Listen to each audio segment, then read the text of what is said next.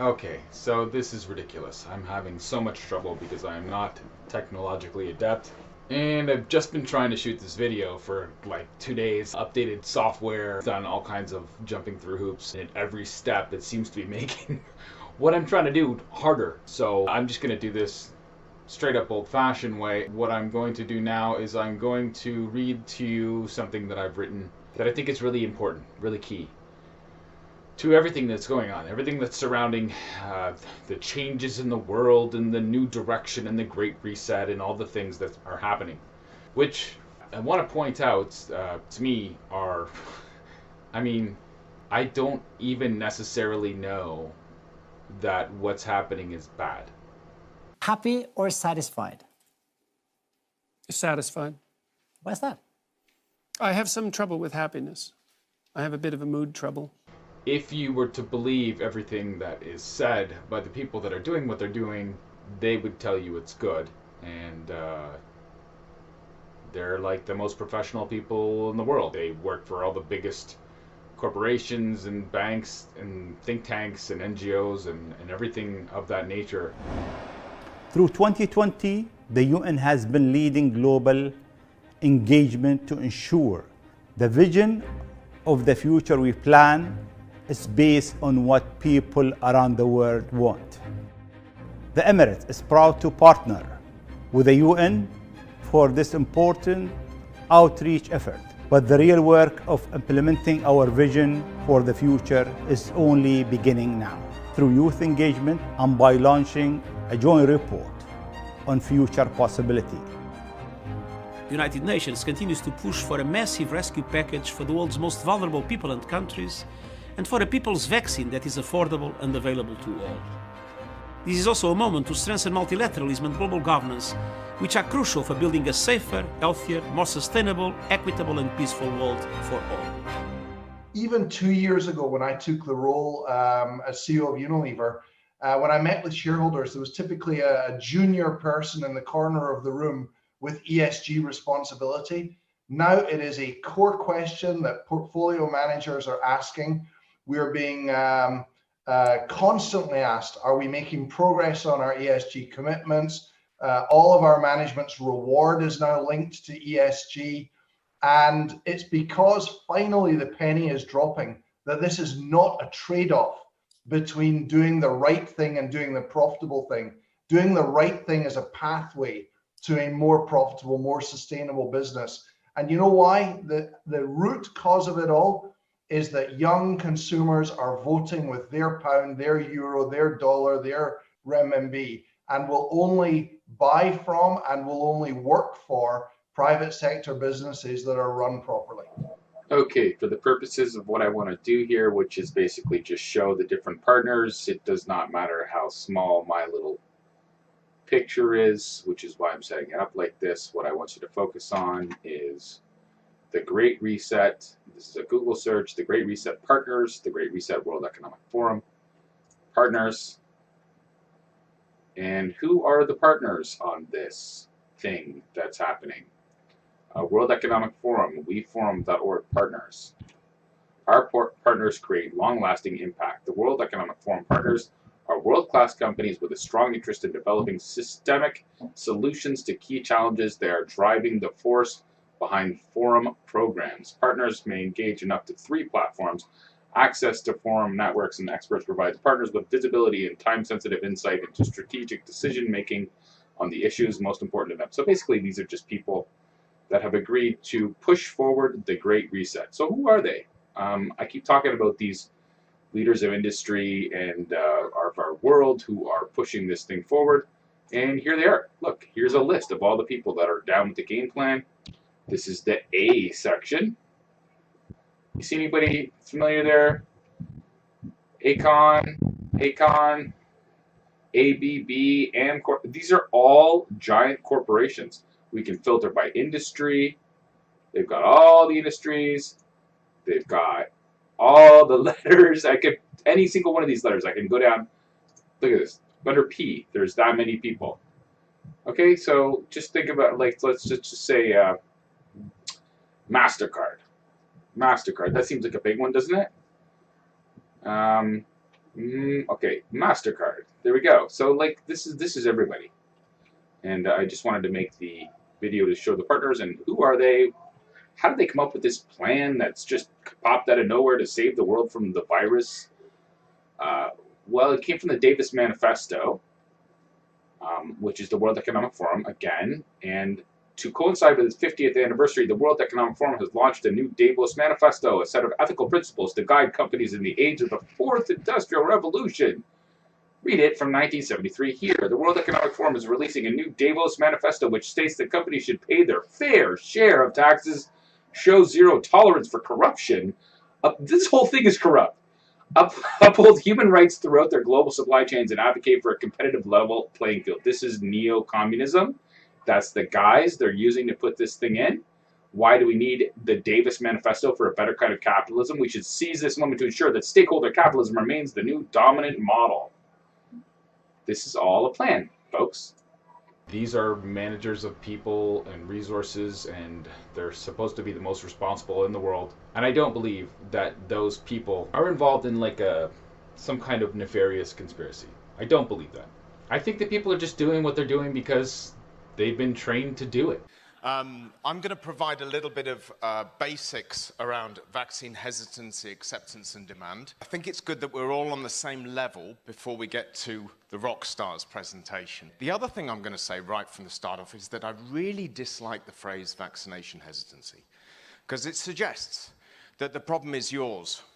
The problem is not mine as the service provider. You are the vaccine hesitant parent. And in fact, it was in Escada 10 years ago or thereabouts, Carl will probably correct me on this, in Berlin, was that 2009, 2010, where I made the same point about hard to reach communities and the fact that we should be using underserved instead of the terms hard to reach, because hard to reach actually suggests the problem is yours, you are hard to reach, and not mine, you are underserved. So I suppose what we have to do is we have to kind of, I don't want to use the word attack because it sounds aggressive, but I want to say that we have to look at it through that lens. I'm going to try something else here. Okay. Better. Yes, that's better. It should be a little bit better on the sound too. So I've written something and I'm going to read it. I will be referring to just below the camera here. I know I'm giving too much information. It's kind of what I do. Okay, here we go. I want to give you some feelings that I have about everything that's going on because man, me personally, I've lost my job, which means that I have to go out and find a new job. But in a sense, that was what needed to happen anyways. Everything that we're being told, and I'm listening to the people who are telling us how this is going to be moving forward, everything we're being told is that the world is about to change in drastic and fundamental ways. Now is the historical moment, the time, not only to fight the severe virus, but to shape the system. We have a unique but rapidly shrinking window of opportunity to learn lessons and reset ourselves on a more sustainable path. It is an opportunity we have never had before and may never have again. So we must use all the levers we have at our disposal, knowing that each and every one of us has a vital role to play. Now is the time to think what history would say about this crisis. And now is the time for all of us to define our own role. What is it that would make it so that history would look at this crisis as the great opportunity for reset? The Great Reset is a welcome recognition that this human tragedy must be a wake-up call. It is imperative that we reimagine, rebuild, redesign, reinvigorate, and rebalance our world. Rebalancing investment, harnessing science and technology, and advancing the transition to net zero emissions, all elements of the Great Reset, are fundamental to building the future we need. The world's problems fit on three sides of a triangle. It's one versus many, man versus nature, and the unfortunate foundation is long-term versus short-term. We had already income inequality that was fueling income, race, gender inequality. We have a climate emergency, which we can't walk away from. There's no doubt that the very survival of the human race requires us to act. Any recovery stimulus should have green conditions attached to it. Energy prices should reflect real costs. You need private sector capital, private sector ingenuity, private sector technology, and private sector capabilities to come to the party. You need enormous trust between the private sector and the public sector for this to actually work. We have to change our economy dramatically in the next 20 or 30 years, and the next 10 years is absolutely decisive. The recovery has to be greener than any of the previous recoveries. And in order to do that, we need to ensure that the stimulus package, including fiscal and monetary, are much greener than they were before. So we cannot waste this opportunity to ensure that the very precious money that's raised from the next generation is spent on green and low carbon. We will now start a quite high number of task forces to look at all the different issues, and we will present all those ideas to the people assembled in Davos. But at the same time, we will make Davos very different, very open, to ensure that we do not fall back to old recipes, but that we really look at forward-oriented solutions. Young entrepreneurs, especially from developing countries that are there and can see the right problem, can really step up and create solutions. Finding profitable solutions to problems of the people and the planet, and we're starting to see firms move to that, and we're seeing firms that behave responsibly in that way actually doing better on conventional measures of profitability and doing better in this particular period. We've also seen social entrepreneurs step in incredible ways. Not only has it exposed the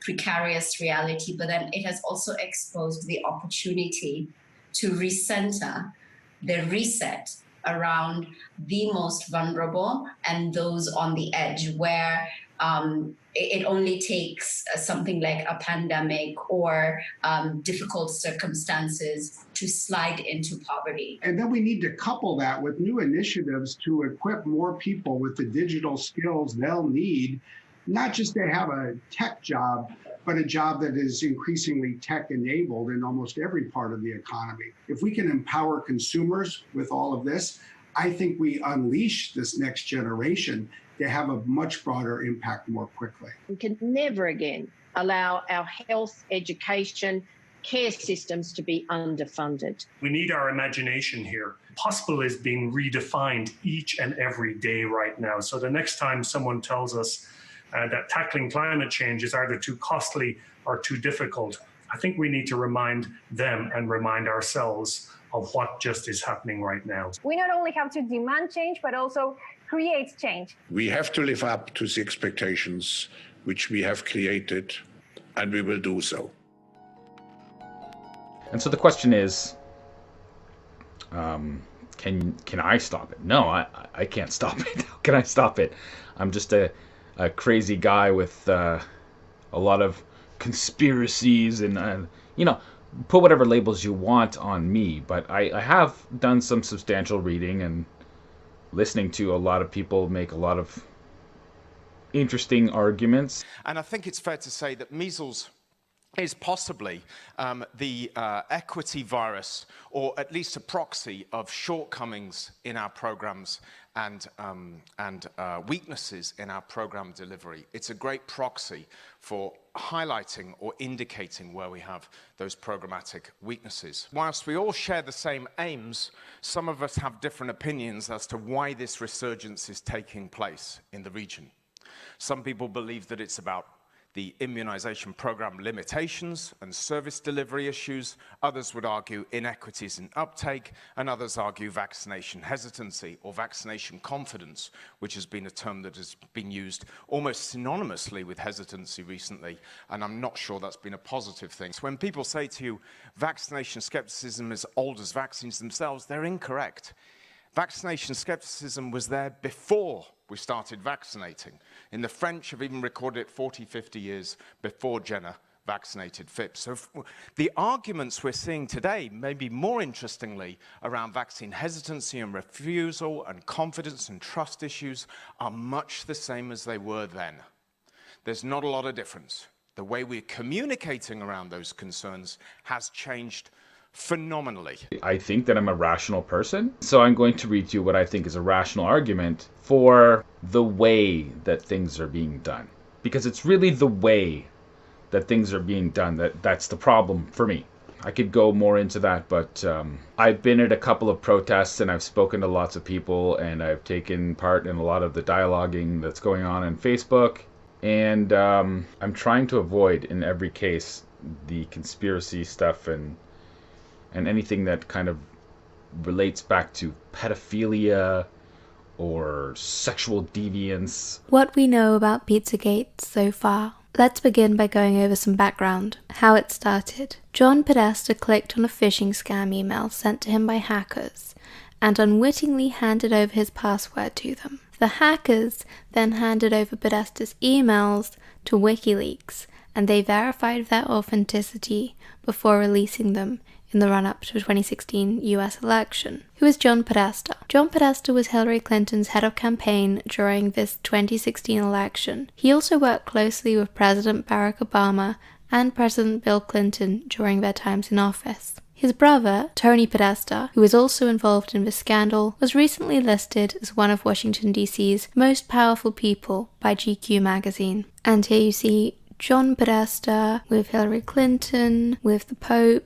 with Bill Clinton, and with Obama. He's clearly someone who has a lot of influence in the political world. What happened next? Volunteers on Twitter, Reddit, and 4chan sifted through emails and uncovered some emails that looked suspicious. First signs of the suspicious activity were emails that appeared to contain some kind of code relating to pizza and other food items. Things blew up when the infamous spirit cooking email from Marina Abramovich to Tony Podesta was uncovered. Like anything that sounds crazy and is easily dismissible. And I'm not doing that because I'm trying not to sound crazy. I mean, there's a lot of wacky stuff that goes on. Can we just admit that? There's a lot of wacky stuff and people engage in a lot of weird things. And it's not necessarily good for human development or behavior.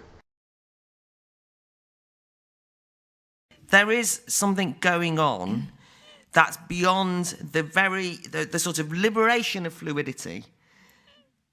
Something else seems to have happened, where many young people in this country now, there's a percentage increase in the number registering for clinical interventions on transgender questions has increased enormously. There's a certain fashion in schools of some sort, and it's a nerve-wracking business. If you're going to get no platformed in this country at university, you know, Germaine Greer, like, regardless of what one thinks of Germaine Greer, the point is you only have to touch on this question. I don't want to get you to say anything you don't believe, but I'm interested in it because I want to be for liberation. I'm not going to stop anyone dressing how they will. But there's something weird about lots of young women wanting to be young men and lots of young men wanting to be women. I don't feel as though it's a great step forward myself. For me, you know, a sex change operation opens one door but closes many others. Right? So I personally believe that anyone who collaborates in an intrusion into a developing child's body and mind is guilty of child abuse, a crime against humanity, okay, because that child is not prepared to make such a decision, okay. I think that such decisions about sex reassignment surgery must wait when one attains a majority, which would be, it seems to me, a minimum of age 18. I'm very concerned with this because I think that it's become a fashion, okay, that the transgender definition has become a kind of convenient label for young people who may simply feel alienated, okay, culturally for many other reasons, okay. So that in the 1950s they might have become a beatnik, in the 1960s they might have become a hippie and taken mind-expanding drugs, okay. And so today you're encouraged to think that it's an alienation is because you're not totally identifying with your particular inherited gender definition. So I'm very concerned about this. I think that a lot of it, I think that the collaboration of the bureaucratic machinery with it has to do with the assault on masculinity, okay? Okay, so you see, gender doesn't really exist. It's not really polarity. I mean, everything's all about expanding women's rights, but also terminating men, okay, and defining men out of existence. Masculinity is by definition toxic, okay? Masculinity doesn't exist. And you see, this is the proof of it. Now I began all of my studies, my book Sexual Personae began as a dissertation at Yale graduate school on androgyny. I've always been fascinated, attracted, to the subject of androgyny, and that's what the sexual persona is. I explored it in history, but the more I explored it, I realized that that historically, the movement toward androgyny occurs in late phases of culture, okay, as a civilization is starting to unravel, okay, and that you can find it again and again and again through history in the Greek art, okay, you can see it happening. All of a sudden, okay, there's a kind of the sculptures of handsome nude young men athletes that used to be very robust, okay, in the archaic period suddenly began to seem like wet noodles, okay, toward the end, okay, and that the people who live in such periods, a late phase of culture, whether it's the Hellenistic era, whether it's the Roman Empire, whether it's the Mauve decade of Oscar Wilde in the 1890s, whether it's Weimar Germany, people who live at such times, okay, feel that they're very sophisticated, they're very cosmopolitan, okay, and homosexuality, heterosexuality, so what, anything goes, and so on, all right, and so, but from the perspective of historical distance, okay, you can see that it's a culture that no longer believes in itself, okay, and then what you invariably get are people who are convinced of the power of heroic masculinity, okay, on the edges, whether they're the Vandals and the Huns, okay, or whether they're the barbarians of ISIS, okay, you see them, starting to mass on the outsides of the culture, and that's what we have right now. That there is a tremendous and rather terrifying disconnect between the infatuation with the transgender movement in our own culture and what's going on out there, okay, all right? And so I mean, that's why I'm concerned. I feel it's ominous, okay? I question whether the transgender choice is indeed genuine in every single case. But what concerns me is when well-meaning adults, believe that they're helping people by making it easier some permanent change in the body from which there is no going back. For example, Brown University, one of the elite Ivy League schools in the United States, put sex reassignment surgery on its student insurance program. Okay, so that it becomes they can get a sex change in college. And I thought, oh my Lord, okay, I feel that's evil. Okay, because what it does to young people today facing an uncertain job market. Okay, what it says, people who are questioning their gender while they're at Brown University suddenly feel, well, it's like economically, a better judgment, for me to move now on this rather than to wait till I don't have a job and living in my parents' basement. Okay, so actually, the adult community trying to be understanding, okay, is, I think, involved in possibly making a permanent change in someone's life that could have tragic consequences. It's a distraction. Some of it's real, some of it's not, but it's a distraction, so it doesn't matter. What I want to get to is the people that are actually doing what they're doing right now, the people that are actually taking over the world, like the World Economic Forum and the WHO and all the various public health agencies and all the stakeholders and the stakeholder capitalism and everything that's taking place. And it's all, I mean, this is not a conspiracy theory. What I'm saying, everything I just said just now about stakeholder capitalism and the WEF and the Great Reset, that's all real. That's all We have all been real. affected by disruptions in supply chains, and that means that corporates and businesses, the word resilience is one that requires to always be within the DNA of a corporate, and therefore asset managers need to make sure that there is enough investment in what creates resilience for a corporate. This is not to be belittled or overshadowed in any way. Something else, when we talk about insurers and so forth, how do we make sure that we also have sustainable models for corporates, sustainable models for businesses, And putting all of this together, stakeholder capitalism, meaning that the government, the private sector really have to have one language, an identified language that takes risk into account. It's no longer a department within a corporate or a department within a government institution. It really has to be within our psyche. We have this vaccine hesitancy, if you like, those that sit on the fence, that accept some, delay some, or refuse some vaccines, or vaccination service delivery. And then we have passive acceptance and resilient demand. Passive acceptance, I would argue, is probably the dominant driver of vaccination uptake in most countries. Most people, I would argue, vaccinate because everybody else vaccinates. It's not because we've done a really great job of educating every single last one of our families and every constituents. It's actually a social copying phenomena where we have a supportive healthcare worker community, we have supportive peers, we have supportive community. This is the norm. The majority of people vaccinate. So there's certain mimicking or social copying going on here, which makes our programs actually very vulnerable. Because when we have a crisis, people are unsure around vaccination because they haven't been informed or educated, but have actually vaccinated because everybody else is.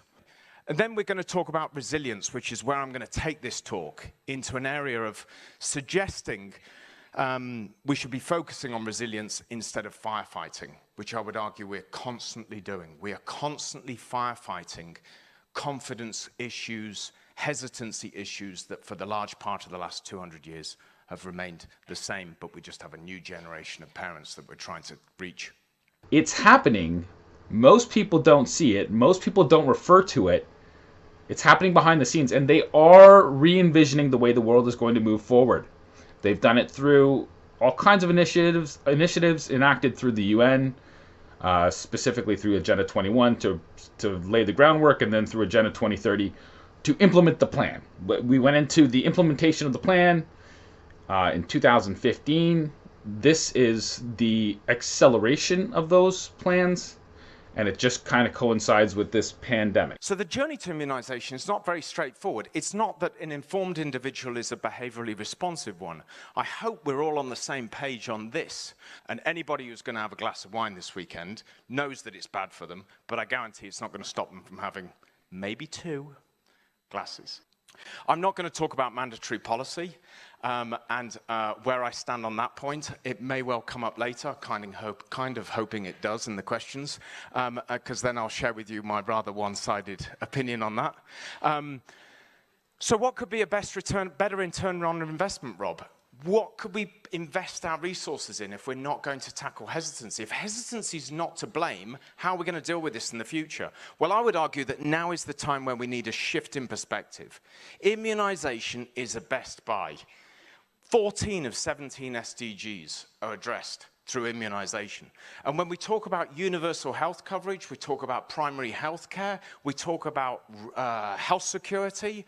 Without immunization, there's none of that. We know that there's a strong economic return on investments. This is for Africa. I couldn't find data on Europe, but it's likely that the ECDC and WHO may well have this data. But I just picked this up from Africa and found it astonishing, this investment case that has been made from the African continent. The point I'm trying to make is that we really have a very strong and compelling argument to look at how we invest in tackling confidence and acceptance and promote demand for vaccines today. I think we could challenge ourselves to have a mission of building resilience. So when I talk about resilience, I'm talking about the amount of change a system or community can undergo and still retain its essentially the same structure, the degree to which a system or community is capable of self-organization, and then thirdly, the degree to which a system or community expresses capacity for learning and adaptation. Ultimately, if I'm arguing that if a community displays resilience, and we can promote resilience in communities, we are less likely when a little ripple of concern comes around our vaccination programs that it doesn't turn into a tidal wave, that actually the community itself is resilient to that murmur. Now, Am I saying there's no pandemic? No. Am I saying there's no virus? No, I'm not saying that. I'm saying that viruses exist, respiratory viruses exist. I'm saying that there's a lot of circumspect stuff around the way that governments handled the entire crisis. At the end of the day, all the things that were achieved through their handling of the crisis coincide with goals in Agenda 2030. They just do. But specifically, I want to talk about this one, because this one is really important. And this one, I think you're finding a lot of people at these protests and stuff, that if there's a singular issue that they focus on and that brings them together, it has to do with how we consider what is health, how it should be implemented, and who should be in charge of that, and should vaccines be a part of that. So that's really where I'm going. Vaccines. This is all about vaccines, in my opinion. It is the linchpin. And if the linchpin of all of the things that they want to do has to do with mandating vaccines for people, that has to be a problem. Like, that has to be a problem for some people. I mean, it's a big deal to suggest that vaccinations are going to save everyone from everything, and yet they do. And I'm going to show you how. Now is the time when we need a shift in perspective. Immunization is a best buy. 14 of 17 SDGs are addressed through immunization. But you don't have a choice. People act like you have a choice. It's not the government who's saying, okay, just ignore this disease, and you don't get to say ignore what's going on here.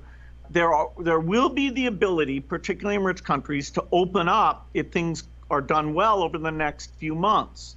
But for the world at large, normalcy only returns when we've largely vaccinated the entire global population. 14 of 17 SDGs are addressed through immunization. But you don't have a choice. People act like you have a choice. Normalcy only returns when we've largely vaccinated the entire global population.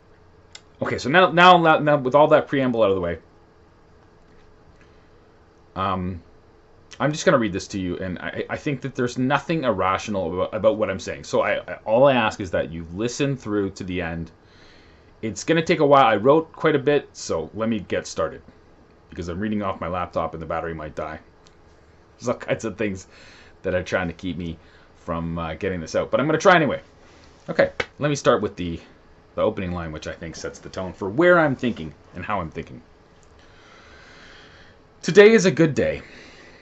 It is a good day because it provides us with a unique opportunity to discuss some things that didn't seem nearly as important about our everyday lives until events coalesced and convened together in such a way that it has brought the issue of how our world is to move forward from this place to the fore. Now is the historical moment, the time, not only to fight severe virus, but to shape the system. And what is this issue I'm referring to? What is that discussion that is now forced on us to be had?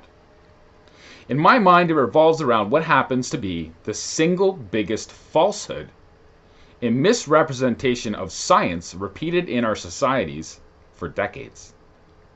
That lie? Vaccine producers and Big Pharma care about you. Ladies and gentlemen, the President of America! President Camacho!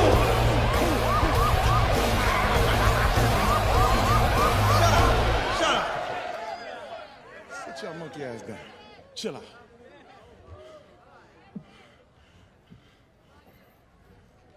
Shit. I know shit's bad right now, with all that starving bullshit, and the dust storms, and we running out of French fries and burrito coverings. Yeah. But I got a solution. That's what you said last time, dipshit. I got a solution. You're a dick. South Carolina, what's up?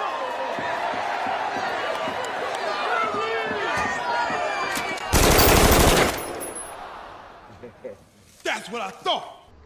It's sort of an odd position to take, isn't it?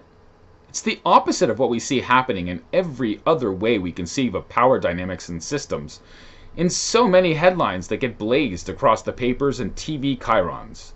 Systemic racism needs to be addressed. How can we be more inclusive to leave no one behind? There's a big difference between equality and equity. That's a good one. That one's new. I'm ad-libbing here, but I'm sure you've heard that one. So there's a big difference between equality and equity. Equality suggests, oh, everyone should get the same amount.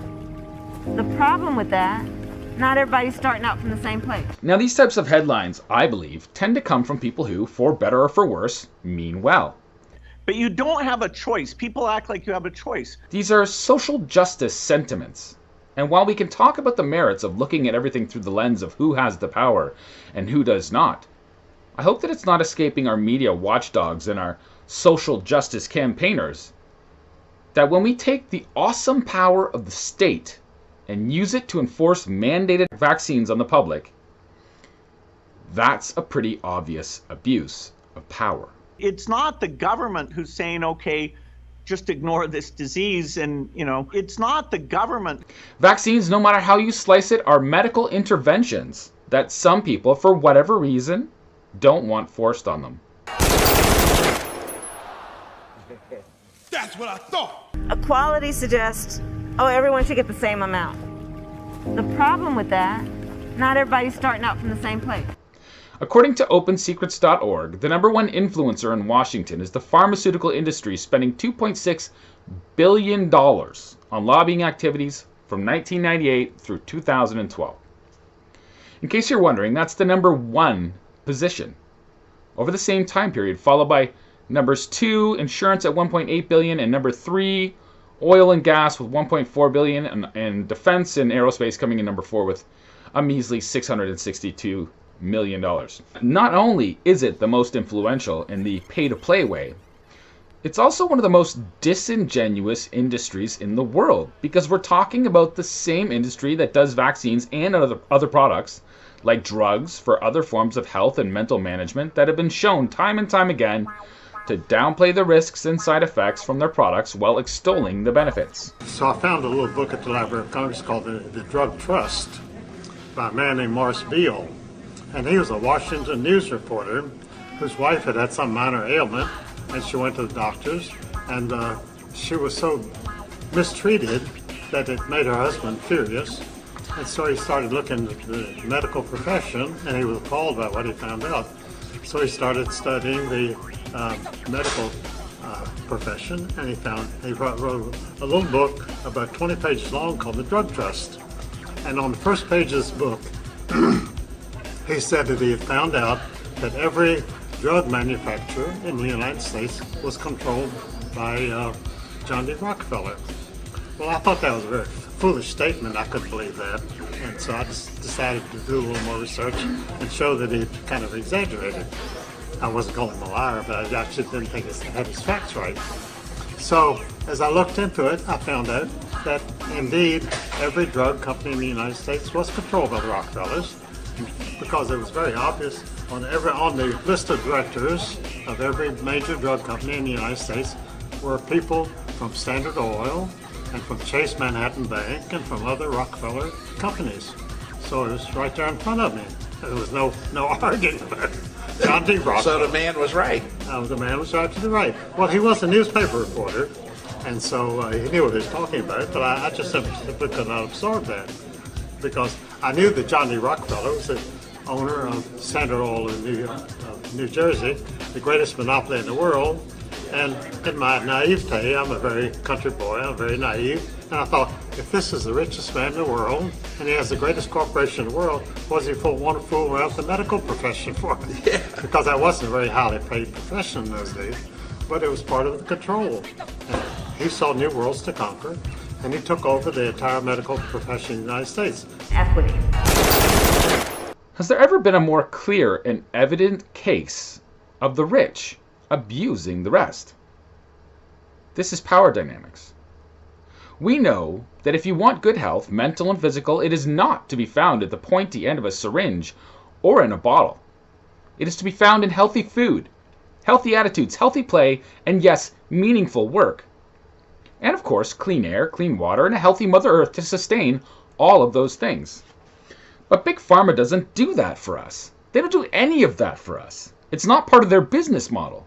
They sell the illusions of health, and sadly, people buy them. When I was growing up, there were two medicines in the world. You had aspirin and campho-phenique. That's all there was.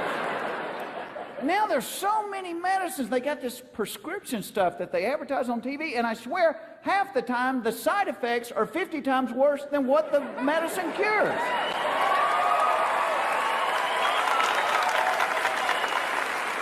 Like, try new Floraflor for itchy, watery eyes. It's Floraflor. Side effects may include nausea, vomiting, water weight gain, lower back pain, receding hairline, eczema, seborrheic psoriasis, itching, chafing clothing, liver spots, blood clots, ringworm, excessive body odor, uneven tire wear, pyorrhea, gonorrhea, diarrhea, halitosis, scoliosis, loss of bladder control, hammer toe, the shanks, low sperm count, warped floors, cluttered drawers, hunchback, heart attack, low resale value on your home, feline leukemia, athlete's foot, head lice, clubfoot, MS, MD, VD, fleas, anxiety, sleeplessness, drowsiness, poor gas mileage, tooth decay, parvo, warts, unibrow, lazy eye, fruit flies, chest pains, clogged drains, hemorrhoids, dry heaving, and sexual dysfunction. Now, I'm not saying all this to say that there are not useful and practical things that come out of these industries that have not at least had some measurable effect on our lives. They have, of course. But the fact is, we're told over and over again what they're doing, these wonderful humanitarians of our advanced civilizations, is in some way the greatest thing that society has ever come up with. Fire, the wheels, sliced bread, vaccines. If you listen to the experts like Billy Gates and Fauci and every skeptic out there who has made it their mission to debunk any and all criticism of this wonderful technological miracle that apparently encompasses any and all vaccines, bar none that I'm aware of, but please let me know if I'm missing something, then you're just a foolish conspiracy theorist or a quack. The U.S. Supreme Court heard arguments today about legal protections for vaccine manufacturers. The National Childhood Vaccine Injury Act, passed by Congress in 1986, established a no-fault system of compensation in such cases. The law set up a special vaccine court to confirm injuries and to award damages accordingly. And again, here is Marcia Coyle of the National Law Journal. Marcia, welcome. Hi, Jim. Assuming that the language is ambiguous, how do you answer an argument made by the American Academy of Pediatricians who say that if the family wins, vaccine makers are going to be chased from the market, children are going to die, and this isn't what Congress wanted when it enacted the vaccine law? Well, explain what would the chain be, that there would be so many lawsuits that pharmaceutical companies would just quit making vaccines? It would be too risky for them legally and financially? Right. Wyeth's counsel, Kathleen Sullivan, said that this type of lawsuit, design defect, was exactly what design defect. Right. Defectively designed vaccine. Okay. In other words, somebody made a mistake when they made the exactly. the vaccine. Okay. Exactly. All right. And Go that ahead. there may be safer alternatives available. Sure. But Ms. Sullivan said that this was the exact kind of lawsuit that Congress was worried about back in the 1980s when vaccine makers faced an onslaught of personal injury suits resulting from vaccines. So they enacted this law in order to bar this type of lawsuit. Yeah. So Anna Kirkland is the Arthur F. Thurnow Professor, an Associate Professor of Women's Studies and Political Science at the University of Michigan. She holds a PhD and a JD from Berkeley's JSP program, and is the author of 2 books, The Brand New and Fantastic Vaccine Court, about which she will speak to us today, her 2008 book on fat rights, dilemmas of difference and personhood. She's a co-editor of her 3rd book with her colleague Jonathan Metzl called Against Health, How Health Becomes a New Morality, and a dozen or so other fantastic articles. So the main questions that I explore in the book, the central question of the book is really, how do we come to know what counts as a vaccine injury? And by we, I mean our whole society, but of course we have institutions that help us to figure this out. So how do we come to know and recognize what counts as real, what gets validated, what gets compensated? And then I ask, why does it matter that we do it in this court? We could do it in different ways through different types of institutions, and we in the United States have decided to do it in the most American of ways by creating a court and paying attorneys to fight it out. And so then what I ask is, how do these controversies and their attempted settlements produce and maintain our immunization social order? And by immunization social order, I mean all of the goods that we secure through having widespread immunization. So the most obvious, of course, is freedom from infectious disease.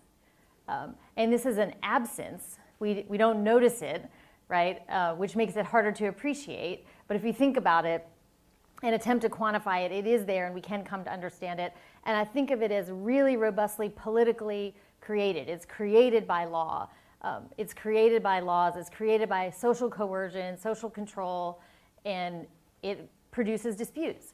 So in this sense, I think of vaccines as thoroughgoingly political. And obviously they are techno-scientific and there are many other things as well. But one thing I wanted to accomplish in the book is just really deeply situating them in law, policy, and social life. What is the vaccine court? How does it settle these controversies and with what evidence?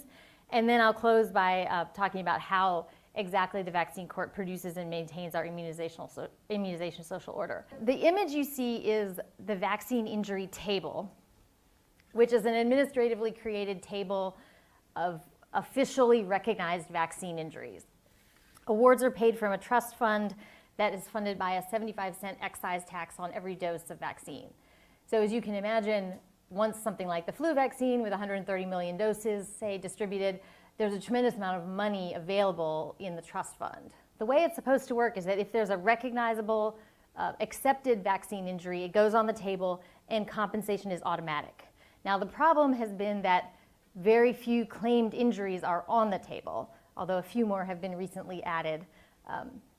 The original idea was, oh, we'll just set up this table, we'll put what we know, and everybody will just quickly and easily get compensated. Well, that hasn't really been the way that it's worked out. It's turned out to be much more contentious, with people really fighting over the causation and really fighting over what the evidence shows and whether we have good enough evidence. So now I'll talk to you about just a couple of instances where I'll try to give you a more vivid picture of what the evidence sometimes looks like and how people are disputing about it. So there are these explicit hierarchies of evidence, and these come through from the court itself, from the Institute of Medicine. All kinds of expert bodies have articulated, okay, this is really good evidence, this is slightly less good, this is, not kind of okay, but we really don't want to rely on it. And this, at the top of the slide, you'll see what the mainstream hierarchy of evidence looks like. So, for example, like the treating physician testimony. This is really interesting. How much weight should go to that? So this is the physician who's treated the person, right? They can talk about that person and what they think is going on with them. And in some cases, the vaccine judges have said, look, that's very important evidence, right? That's a medical expert who's looking at this person. On the other hand, a treating physician maybe doesn't know anything about epidemiology or what the latest surveillance epidemiology shows, right?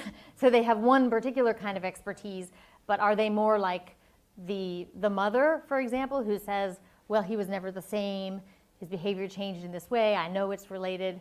How different is the physician from the epidemiologist, and what is their different value in saying what the evidence shows?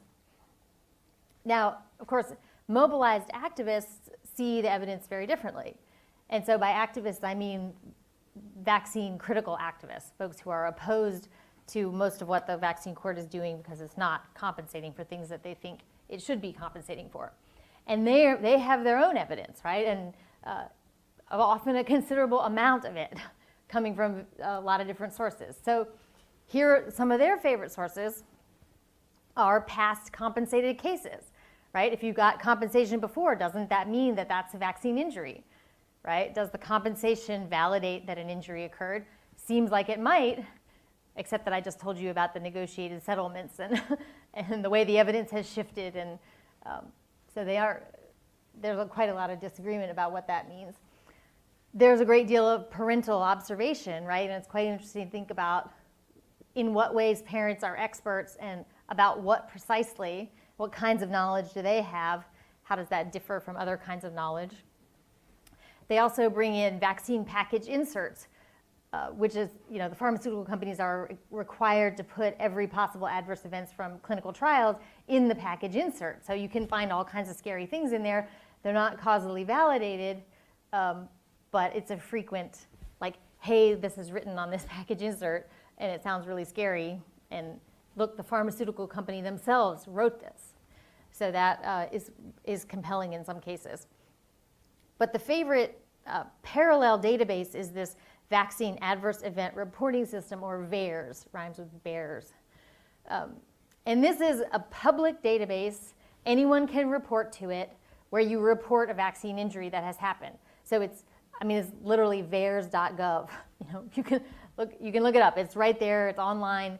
It's a passive surveillance system, meaning it's like a trap just for things to come to it, right? It doesn't judge anything. Manufacturers are required to report to it any adverse event that comes out of any of their clinical trials. Doctors and health professionals are required to report it if they think a patient has experienced a vaccine reaction.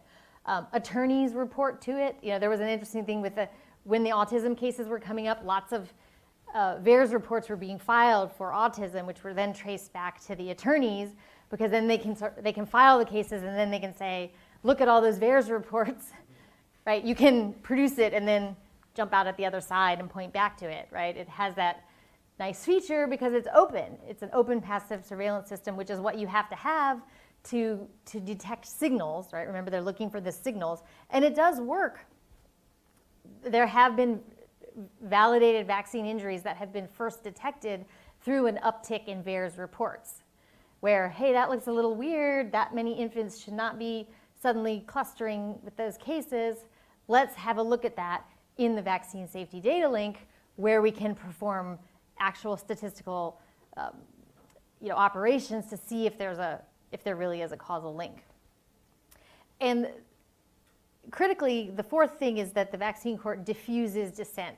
It has drawn people into it. It has caused them to make arguments in certain kinds of ways.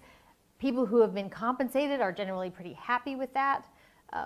It has kept those folks from being part of social movements, and perhaps quite sympathetic ones, because they would have much better cases than the folks who are left uncompensated.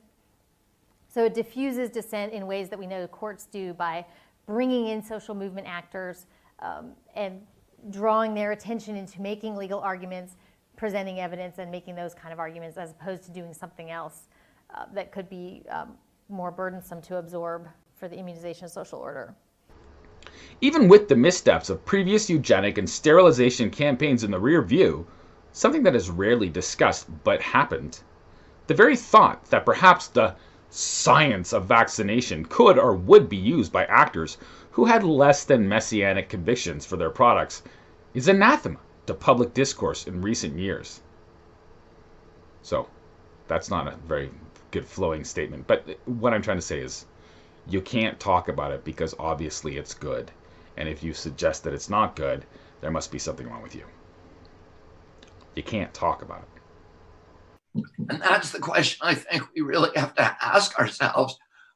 Why do so many Americans no longer trust our regulatory officials and trust this process? And one of the reasons is, vaccines are a very, very interesting and very different kind of medical prerogative, because it's a remedy that it's a medical intervention that is being given to perfectly healthy people to prevent somebody else from getting sick. And it's the only medicine that's given to healthy people. So you would want, and particularly to children who have a whole lifetime in front of them, so you would expect that we would want that particular intervention to have particularly rigorous guarantees that it's safe. Because you're saying to somebody, we are going to make you make this sacrifice for the greater good. You have no health problems. You have zero risk of this disease. Yet we are going to force you to undergo a medical intervention. And our side of the bargain should be, we want this to be completely safe. In fact, what we know about vaccines, and this is from HHS's own studies, a 2010 study by the Agency for Healthcare Research that was commissioned to look at vaccine injury, because CDC for many years had been saying vaccine injury only occurs 1 in a million. But what AHRQ found, which is a federal agency, they looked at one HMO, which was the Harvard Pilgrim HMO, and they did a machine cluster analysis, in other words, artificial intelligence counting, a very, very accurate counting system. And they said the actual rate of vaccine injury is 2.6%. That means 1 in 40 people get seriously injured by vaccines. And do we have a right to say we are going to impose this intervention on people where there's a 1 in 40 chance that you may get injured in order to protect hypothetical people catching that particular disease? And for anybody, and this I think is something that Alan really has to, I think, Alan, that you need to come to terms with in terms of crafting your own arguments about this. It's not hypothetical that vaccines cause injury and that injuries are not rare. The vaccine courts have paid out $4 billion, and the threshold for getting back into a vaccine court and getting a judgment, HHS admits that fewer than 1% of people who are injured ever even get to court. The other thing is, vaccines are zero liability. So this is an industry that went to Congress in 1996, and they had a diphtheria, tetanus, and pertussis vaccine at that time that was called causing brain injury in 1 out of every 300 people. And they said to Congress, we cannot make vaccines safely. They are unavoidably unsafe. That is the phrase in the statute, unavoidably unsafe. The only reason that we're going to continue to make vaccines is if you give us complete blanket immunity from liability. And Congress gave it to them. So today you have a product that if it injured you, no matter how negligent the company was, no matter how sloppy their line protocols, no matter how toxic the ingredients they choose to use, no matter how grievous your injury, you cannot sue that company. And that company, therefore, has no incentive to make that product safe. And that should be troubling to any of us who are part of the legal system that is saying we are going to force people to take this intervention. It has been banned from discussion and removed from rational discourse by responsible news programs because it turns out when people would come onto programs where the discussion took place between an advocate of vaccination and someone who was presenting the counter-argument, shockingly, the latter would always come off as looking for rationality and asking good, well-formulated questions and ask, inevitably, for nothing more than either additional or improved study, or the thing that it was decided could never be tolerated. A study of health outcomes of the health outcomes of vaccinated versus unvaccinated people. Well, please, the argument would always come from the big pharma rep. We already know that vaccines have saved countless lives, and if you wanted to do that study, there would be a cascade of people dying all over the world as a consequence. Children dying 1 in 1,000 from measles. More children still subjected to the iron lungs from the earlier days of the polio scares that kickstarted the massive influence of the industry itself. How do you answer an argument made by the American Academy of Pediatricians who say that if the family wins, vaccine makers are going to be chased from the market, children are going to die? So as I looked into it, I found out that indeed every drug company in the United States was controlled by the Rockefellers. But you don't have a choice. People act like you have a choice. I'm not going to talk about mandatory policy and where I stand on that point. It may well come up later, kind of hoping it does in the questions, because then I'll share with you my rather one-sided opinion on that. Equity. So we can't do that. And in fact, it would become tiresome and so much wasted effort in dealing with these crazy people who want to cause harm and death to countless innocents. talking points always and inevitably end sort of like this. Well, that person is just a crazy kook denier of science and should be dismissed as such. We do not give these people a platform. They're just confusing the general public with all their questions and concerns. We know the history of vaccines. They're safe and effective and have saved countless lives. In fact, it's a foregone conclusion that this is undeniably true. So why should we even have that conversation? What we should do is make them mandatory so that we can be done with this charade of a conversation with foolish people who will only cause great harm to others.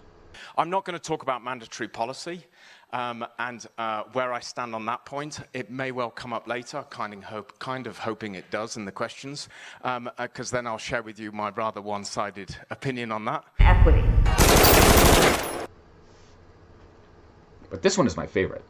As per the Supreme Court ruling in 2016, vaccines are unavoidably unsafe. They said that. They are unavoidably unsafe. That is the phrase in the statute. Unavoidably unsafe. I don't know about how you view this type of thinking, but I've seen it played out countless times, and every time the answer is to dismiss the possibility of dissent and promote authoritarian values. And so I ask you, is this not a social justice issue? Is this not the big bad corporate world telling the little people that they must do as they're told, even though it may cause harm? How many people are familiar with the Vaccine Injury Court? How many people know that it has paid out over $3 billion in damages since its inception in 1986? And trust me, they don't like to frivolously give away money. Every single dollar of that $3 billion could be in no way paid out for any other reason than clear and undeniable proof that damage was caused by a vaccine or a battery of vaccines that they tell us are unavoidably unsafe. For the immunization social order. Equity. Have you ever wondered how it became this way? I'm sure it's in no small part due to huge amounts of money, influence, power, stated goals of eradication, and campaigns of information aimed at parents and medical practitioners, government, health agencies, and every conceivable organization out there whose goal is to promote the cohesion. My hope is that between the pandemic shock, the climate change threats, and the most recent geopolitical changes taking place around the world, multilateralism will come back in a transformed and hopefully enhanced way, because we have to deal with some of these issues on a multilateral basis. There's no point trying to kill a pandemic at home. There's no point trying to stop climate change in the domestic market. Those issues, as you very well know, and as the WEF has constantly advocated, are global issues that need to be dealt with on a cooperative manner. And I hope that the business and the private sector can actually head in that direction, set standards, move forward, and that geopolitical games will come along and will put public interest and common goods at the center of policies going forward. Not only on the local level at your doctor's offices and local clinics, but also to promote that cohesion on the planetary scale at the behest of business and society. If you're paying attention, you may have noticed that I put the order of needs in that phrase with business first, because the truth is, so do they. The story of how the vaccination industry became so powerful is a long and interesting history, and if you'll spend some time looking into it on your own, I guarantee you'll find the same voices again and again crying out to keep you from doing anything other than listening to them and deferring to their expertise. There's no question that vaccination is the finest medical achievement of the modern world, they will say. In fact, we don't even have to think about it, and soon enough, according to the plan and the agenda, you and I won't be given the option to make those choices for ourselves. If nothing else, COVID-19 has provided both big pharma and our public health agencies, who not only buy but sell and actively promote for their own selfish reasons the kinds of sentiments I'm describing, with the situation they have recently been calling for and working towards for decades: mandatory vaccinations. Oh no, they'll say, it won't be mandatory, but you just won't be able to have your lives back without it. No job will be allowed without it. No universal basic income will be provided without compliance to it. No travel outside of the home, and maybe even no home will be afforded to those silly people who think they can go from go on in the post-COVID-19 world that is currently being set up in the background thanks to our friends at the World Economic Forum and their now totally necessary and inevitable push to the Great Reset they have been planning for years. After they themselves, with the help of their friends in the global community, planned for this inevitability and are now seizing the reins of control over our lives. But don't concern yourself with it. It was inevitable, given all the things they tell you about the dangers of displaced people that was heading our way after the Fourth Industrial Revolution could hit the tipping point if we were not prepared, and could have created a potentially chaotic existence. My, how lucky we are that they were looking out for us. Imagine the workers who are potentially exposed at work, especially in the case of care, but in all of those sectors, often working 2 to 3 jobs because not one alone is not enough. So bringing the virus from place to place. Often no sick pay, which is a fundamental public health question that needs to be addressed going forward. We have to recognize we can't expect people to quarantine and isolate if they are not able to live on their salary and if they won't have some financial replacement. And multi-generational households and this question of where you live. So all this combines to create a very severe mental health and physical health, high COVID rates situation. And I think some of these things are fixable, and I know they're all fixable, but it does have to deal with addressing the precarious status of these workers. There was a lot of concern that COVID would halt momentum on ESG and on the rise of the green economy. But counter to that, what we're seeing is that COVID may actually be accelerating the integration of climate risk into investment strategies. And in fact, our view is that the recovery will likely increase demand for sustainable and climate resilient investments. As a point of interest, you could make the argument that these people are looking out for people in the world. But by looking out for people means that you're going to control every aspect of their lives. And you're going to put them in this blockchain where they can never really crawl out of it unless they absolutely agree with the orthodoxy of the entire system from the top down. There's some questionable motivations there. It's a little questionable. Okay. Yeah. So, it was inevitable, given all the things they tell you about the dangers of displaced people that was heading our way after the Fourth Industrial Revolution could hit the tipping point, and if we were not prepared, could have created a potentially chaotic existence. They're looking out for us.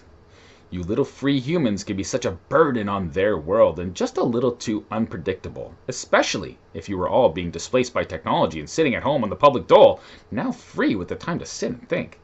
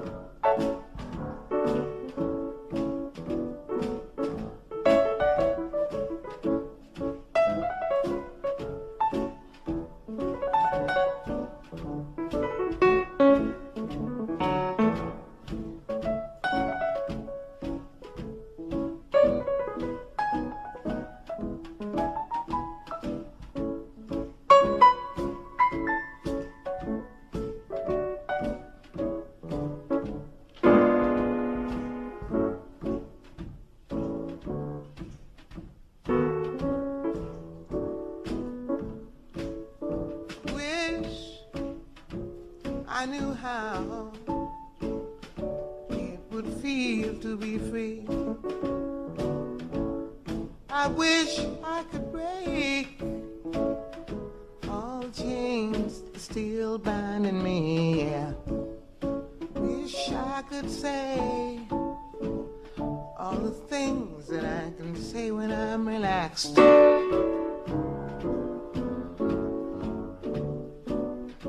I'd be starting anew. I wish I could be like a bird in the sky. Don't leave me. How sweet it would be to find that I could fly. I'd soar to the sun and look down at the sea. Then I'd sing, 'cause I know how it feels to be free. Then I'd sing, 'cause I know how it feels to be free. I wish I could share all the love that's in my heart. Wish I could break all the things that bind us apart. Wish you could know what it means to be me. And you'd see, you'd agree, everybody should be free, 'cause if we ain't, we're murderous.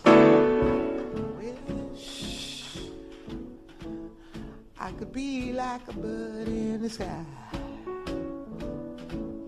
How sweet it would be that I could fly, soar to the sun, look down and see, then I know, yes I know.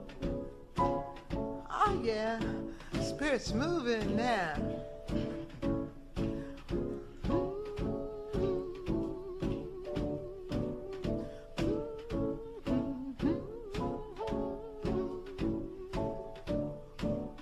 I know, got news for you, I already know. Jonathan Livingston Seagull ain't got nothing on me. Just imagine how difficult those people would be if they kept demanding rights instead of protection. Yes, now that we're all really scared into compliance, it's the right time to make it permanent with the biggest, baddest surveillance state ever conceived. Get those 5G towers up before the people start figuring out what's going on. Am I right? As a side note, when everything transfers from the former material world where we could all interact with one another, free from the influence of the censors, do you really think it's going to be long before the new digital future we're entering into won't be scrubbed of alternative viewpoints for your own protection from bad actors who keep encouraging you to absorb more information and to think for yourself? Imagine what hubris to suggest that people could think for themselves. But should you? Again, I suggest you look into it. I'm not getting paid for my suggestions, and I don't wish to impose my will on anyone, so I'm already in the opposite camp from the people who wish to tell you how your life is going to be from now on. I suppose I'm just doing it because I'm a denier, whatever that means. So being the bad actor that I apparently must be, according to our public health experts, I would suggest you go to BitChute or BrandNewTube or one of the many other platforms popping up around the interwebs as alternatives to YouTube, because Google has just been so busy protecting you from the bad ideas that might go against the authoritarian impulses of their safe censorship policies that have only come around in earnest in the last few months, because now the danger of not listening to our social controllers has become a real threat to our very existence. Do you know, Lauren, why QAnon types seem to focus so much on pedophilia rings and human trafficking? This seems to be their thing. Well, I think there's two things going on. So from the perspective of Q and those who are politically aligned with this source and promoting the conspiracy, they are just taking advantage of this to promote their political agenda, to gain support. Why it works is because in conspiracy theories in general, people are very interested in getting involved in a group that they think is involved in some kind of salvific function. They're going to save the world. They're a small group of people who have special knowledge and insight, and they're going to overcome a sort of great ignorance in the world, and they're going to rescue, particularly, the appeal is that they're going to rescue the innocent. They're going to rescue those who are being abused. So a large number of conspiracy theories or political propaganda in general usually uses motifs about women and children being raped, tortured, sexually molested, exploited, killed, etc., in order to galvanize this desire to come to the rescue of these people on the part of the audience. Children are going to die. Equity. I'm not going to talk about mandatory policy and where I stand on that point. It may well come up later, because then I'll share with you my rather one-sided opinion on that. There's no point trying to kill a pandemic at home. There's no point trying to stop climate change in the domestic market. Those issues, as you very well know, and as the WEF has constantly advocated, are global issues that need to be dealt with on a cooperative manner. 14 of 17 SDGs are addressed through immunization. Now there's so many medicines. They got this prescription stuff that they advertise on TV, and I swear half the time the side effects are 50 times worse than what the medicine cures. But you don't have a choice. People act like you have a choice. For the immunization social order. Equity. See how that works? But if I can leave you with 3 names that should be in your typical DuckDuckGo searches, may I suggest Del Bigtree and his program The Highwire. Check out Robert Kennedy Jr. and his amazing site, Children's Health Defense, and look up Suzanne Humphreys and read her excellent book, Dissolving Illusions. In fact, there are many more people out there who are summarily attacked and dismissed with countless hit pieces from the usual suspects whenever they simply can't stand keeping their mouths shut anymore in the face of this medical tyranny. They run the spectrum from New Age gurus to reform pharmaceutical representatives to people like Dr. William Thompson of the CDC, who had his story told by the documentary Vaxxed, which was in turn promptly dismissed as pseudoscience. The way this is done time after time is the tried and true method of damage control by PR agencies, individual actors at the behest of big pharma cash-in prizes, and true believers, often the so-called skeptic community out there, self-appointed hall monitors for the status quo, whose only real moral failing is that they seem to wish to be accepted into the crowd that has all the money and influence. I'm not questioning their motivations either, but I wonder if they see just who and what it is they're defending these days. 14 of 17 SDGs are addressed through immunization. And when we talk about universal health coverage, we talk about primary health care, we talk about health security. Without immunization, there's none of that. We know that there's a strong economic return on investments. Perhaps defenders of the vaccination orthodoxy work in a lab or a hospital or a pharmaceutical company, and they went through the same indoctrination that most people go through on a casual basis thanks to their local news affiliates. But theirs is much more intense, and in a lot of cases, I think it's safe to say it forms their egos. But I don't hold them in contempt. That's how tobacco science worked after all. They fostered doubt and what-if mirages, reinforcing it with propaganda that profits paid for. I'm sure it hasn't gotten any better in the decades since it was first used as a practice.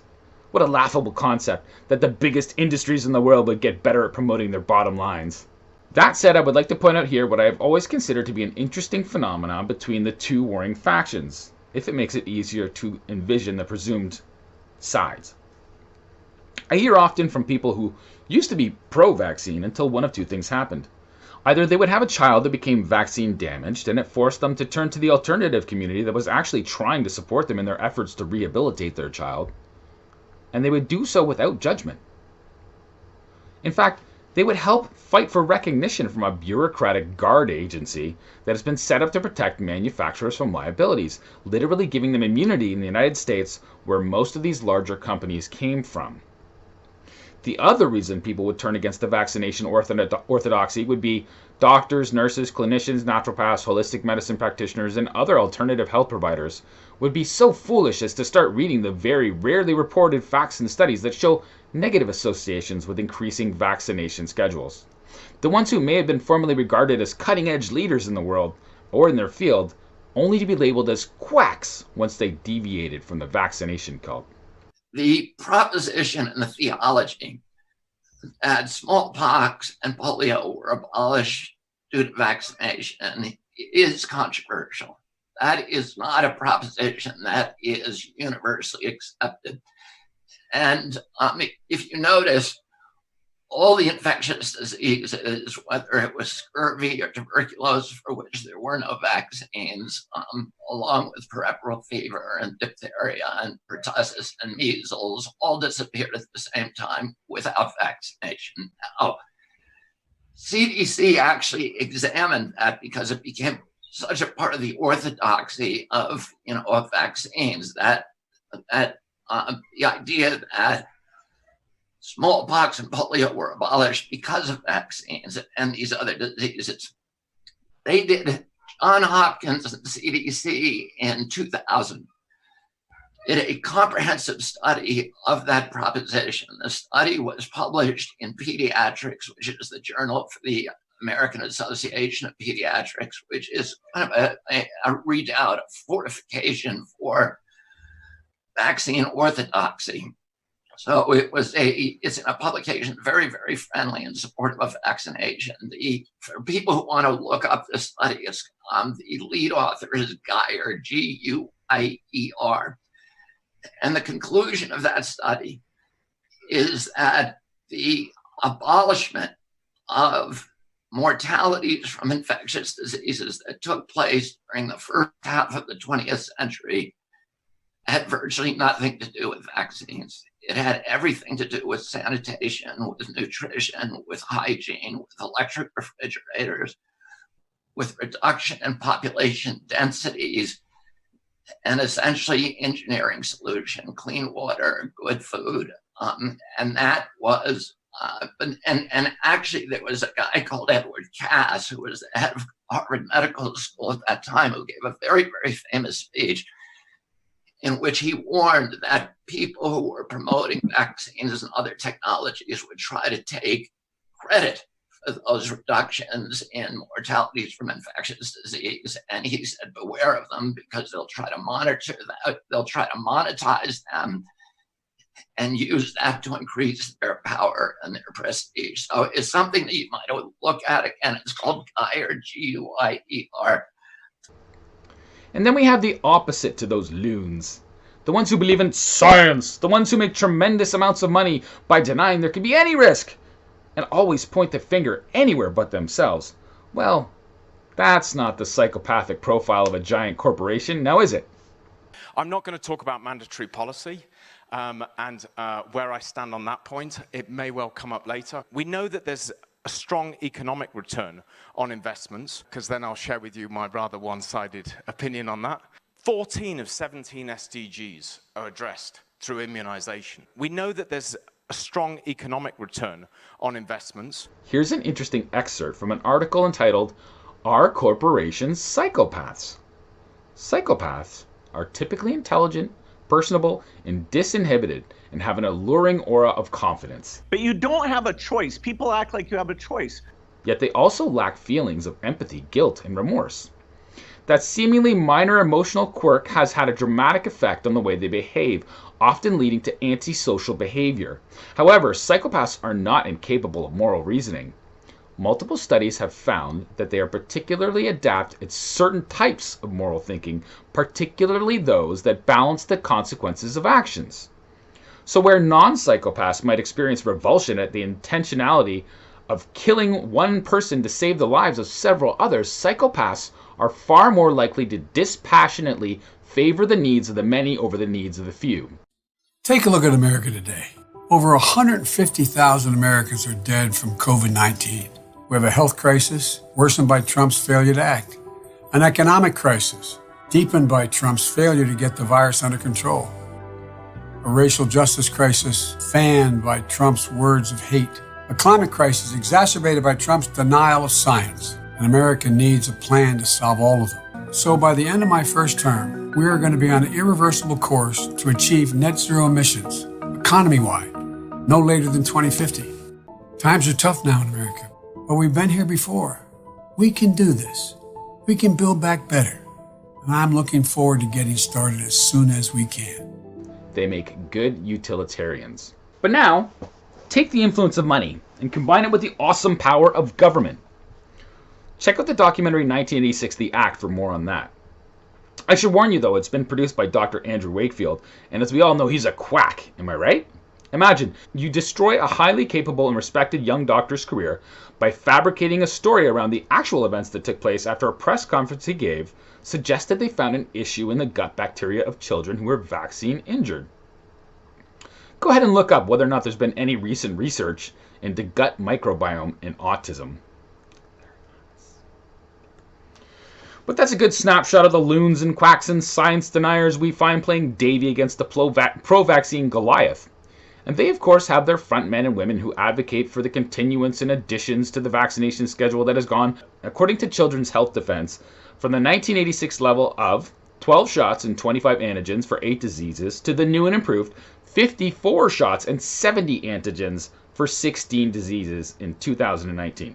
Well, obviously kids are healthier these days, right? I mean, I know that's not a scientific statement or anything, and it's also not scientific to say that autism prevalence has gone from, according to the CDC's own website, 1 in 150 on the spectrum in the year 2000 to 1 in 54 in 2008. Keep in mind that was 12 years ago, and I bet the trend has reversed course.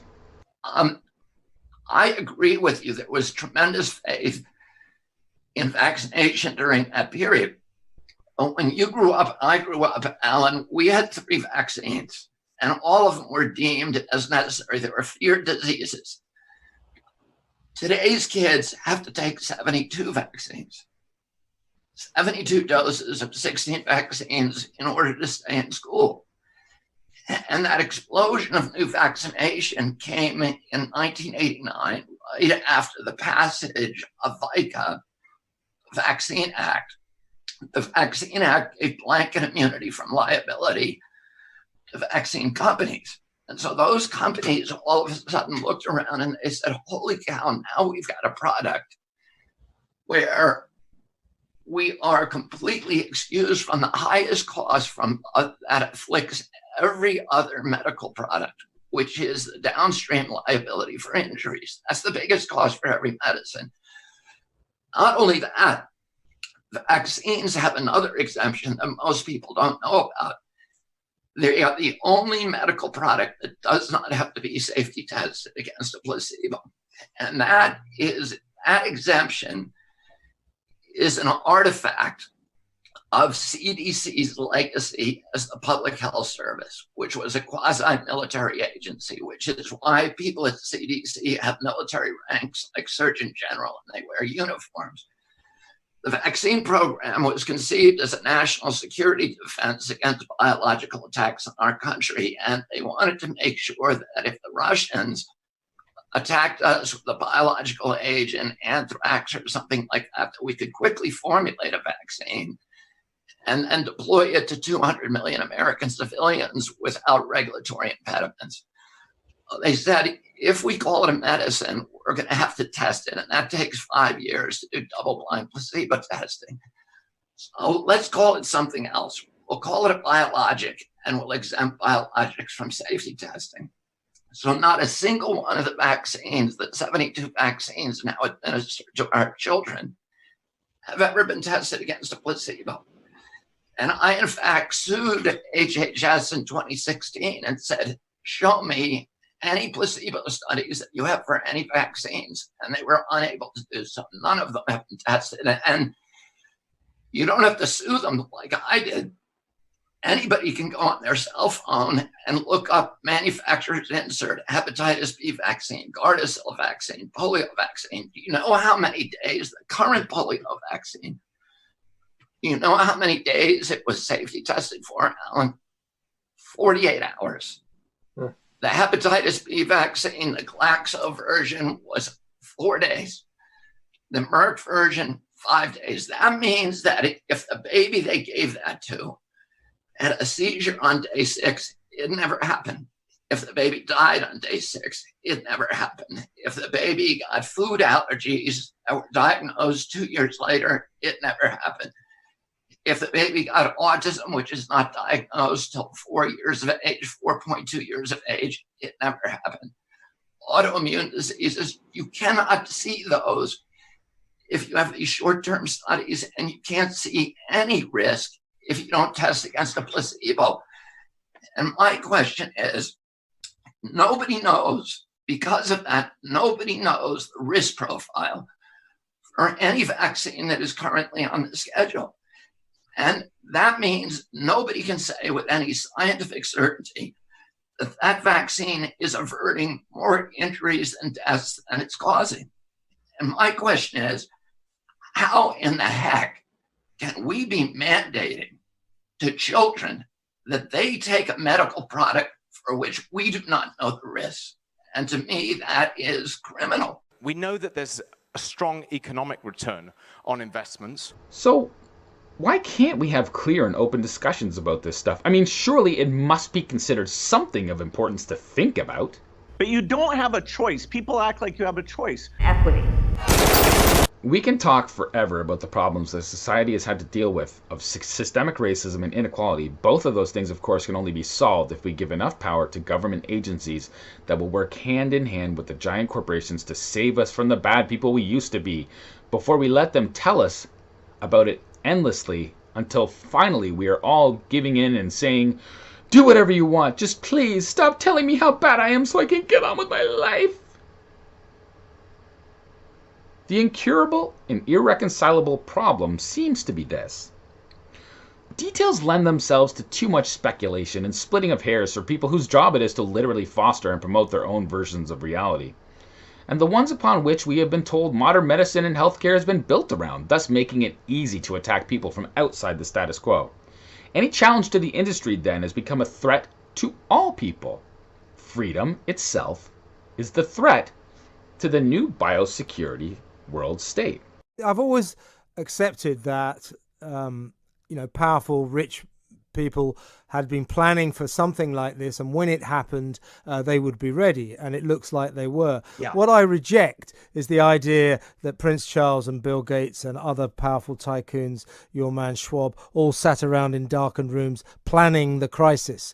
I mean, the worst of the conspiracy theories is that COVID was planted in order to engender the crisis. I reject that, but I do think it's fairly logical that clever, rich tycoons and powerful people were planning for something like this, and now they're ready and they're poised, and it's already to our disadvantage because they've turned all our towns into impossible places for cars. Yes, they don't sit around in darkened rooms because they are doing it at Davos, which is a meeting place of it's sometimes described as a place where billionaires go to lecture millionaires on how ordinary people live or how they should live. And this is what happens, that they fly in their private jets and they travel from the airport in their limos to these glorious hotels, none of which I'm sure have darkened rooms. And they get off on delivering these speeches where they've used code phrases like build back better, and they get reported enthusiastically in a lot of the media, and the media goes, oh, that sustainability sounds really great. It sounds like really eco-friendly. It'll save the planet.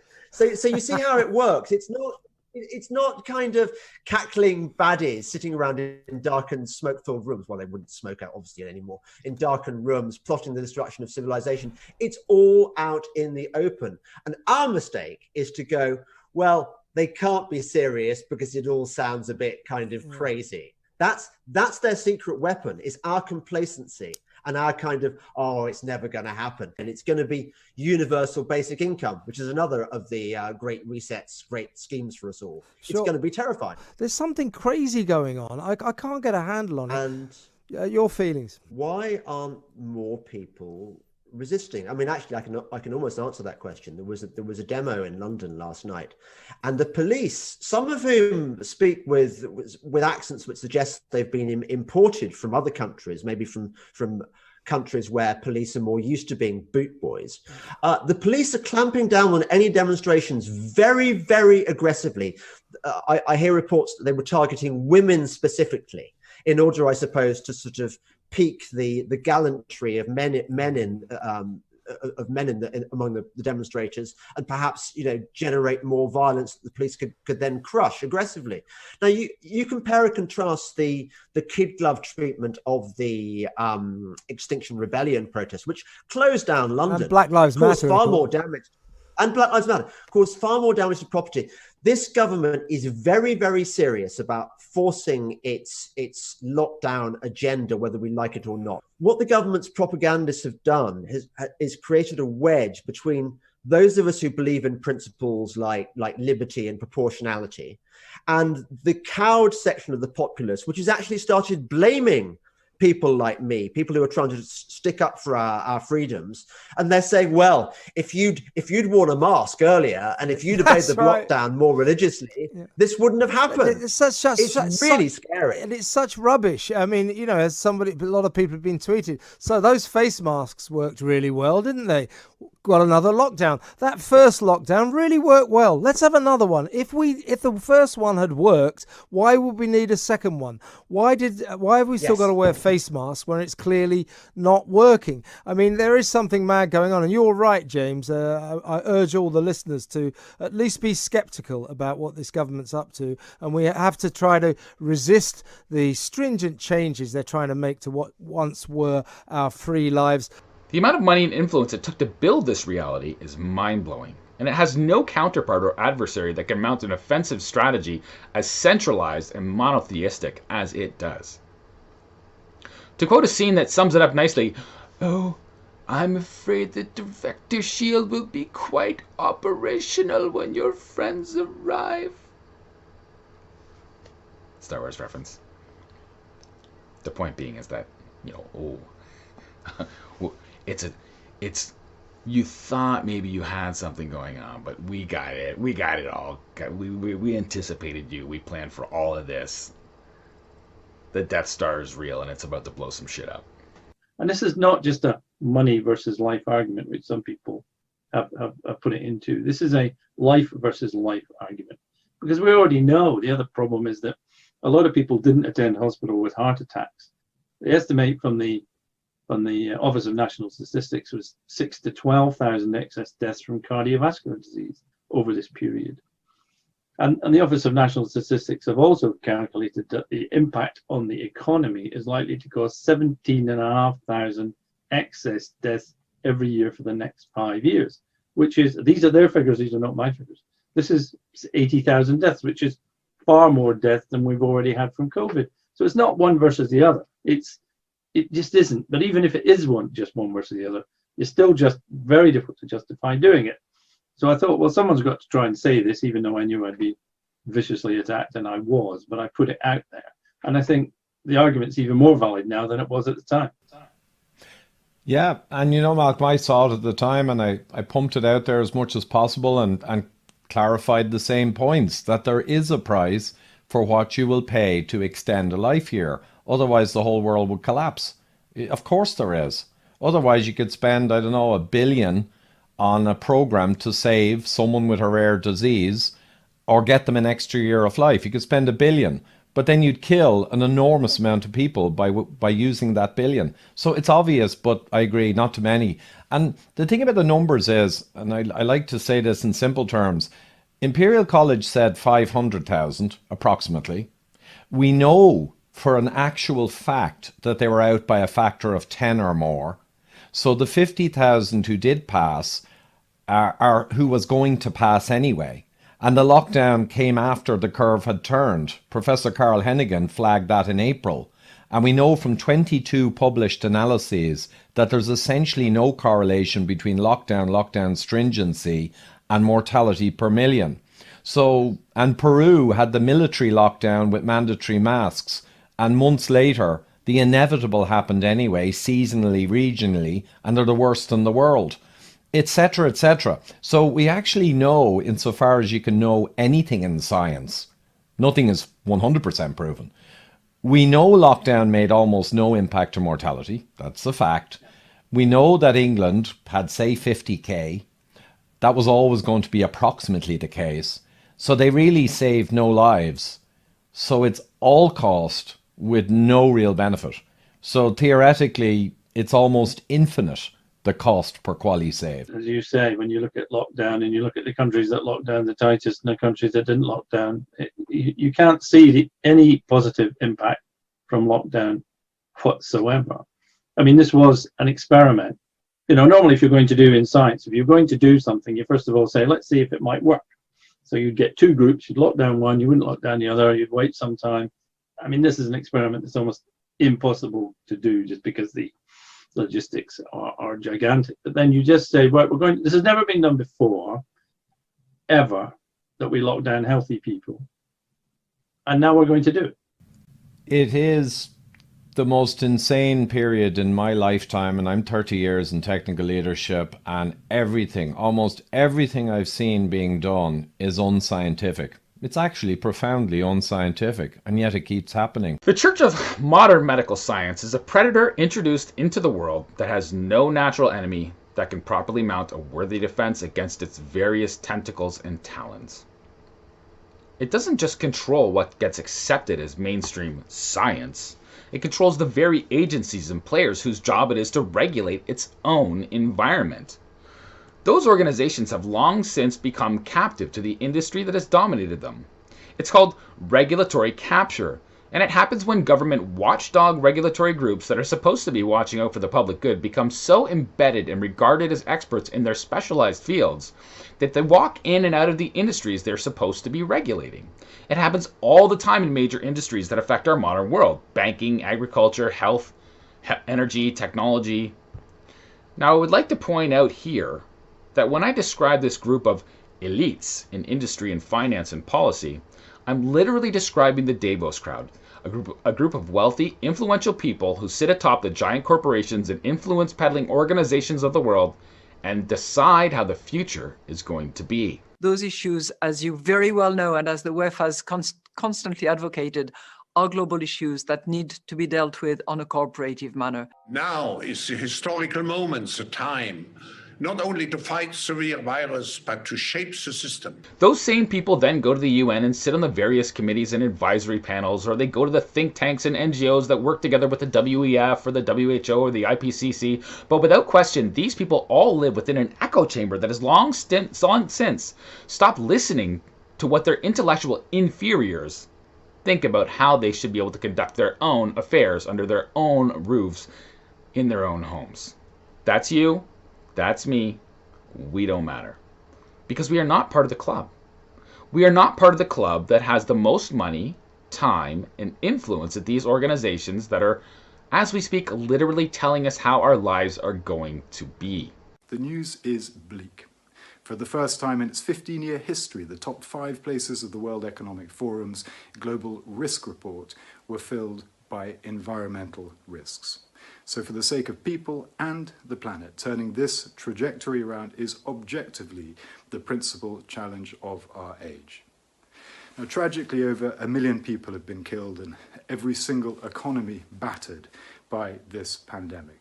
But if there's a silver lining to this appalling experience, it's an opportunity to use the urgent need and considerable funds for economic recovery to build back better, greener, and cleaner, to do things differently. Now, clearly that's not just another box to tick. It means making sustainability and resilience the lens through which we map out every decision in our recovery. Pandemics cause change. Change is the constant, the only known. Everything else is an unknown variable.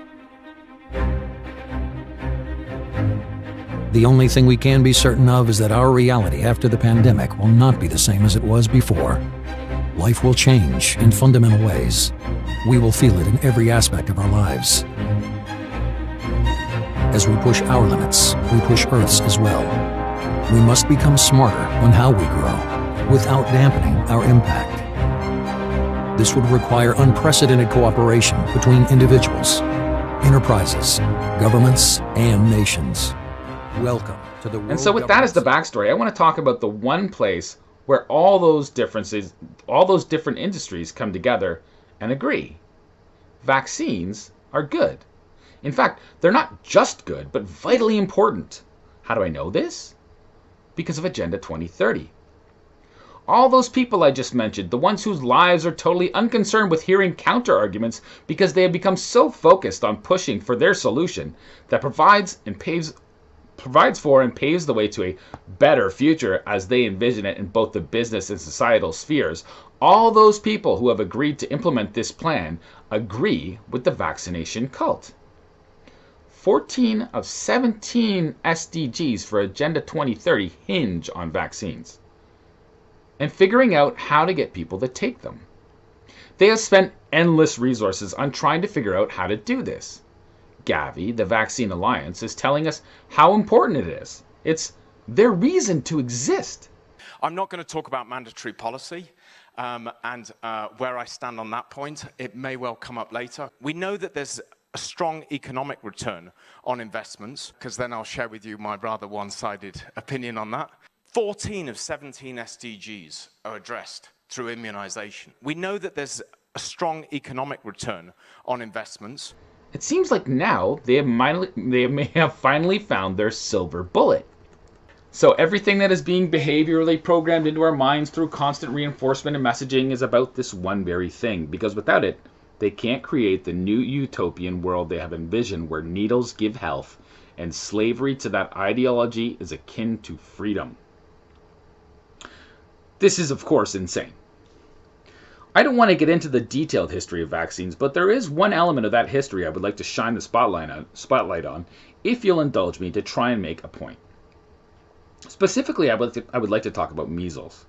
We are told, as I have been by my own family doctor, that measles is a dangerous disease. We are told that 1 in 1,000 can suffer serious side effects if they were to catch it. This is bullshit.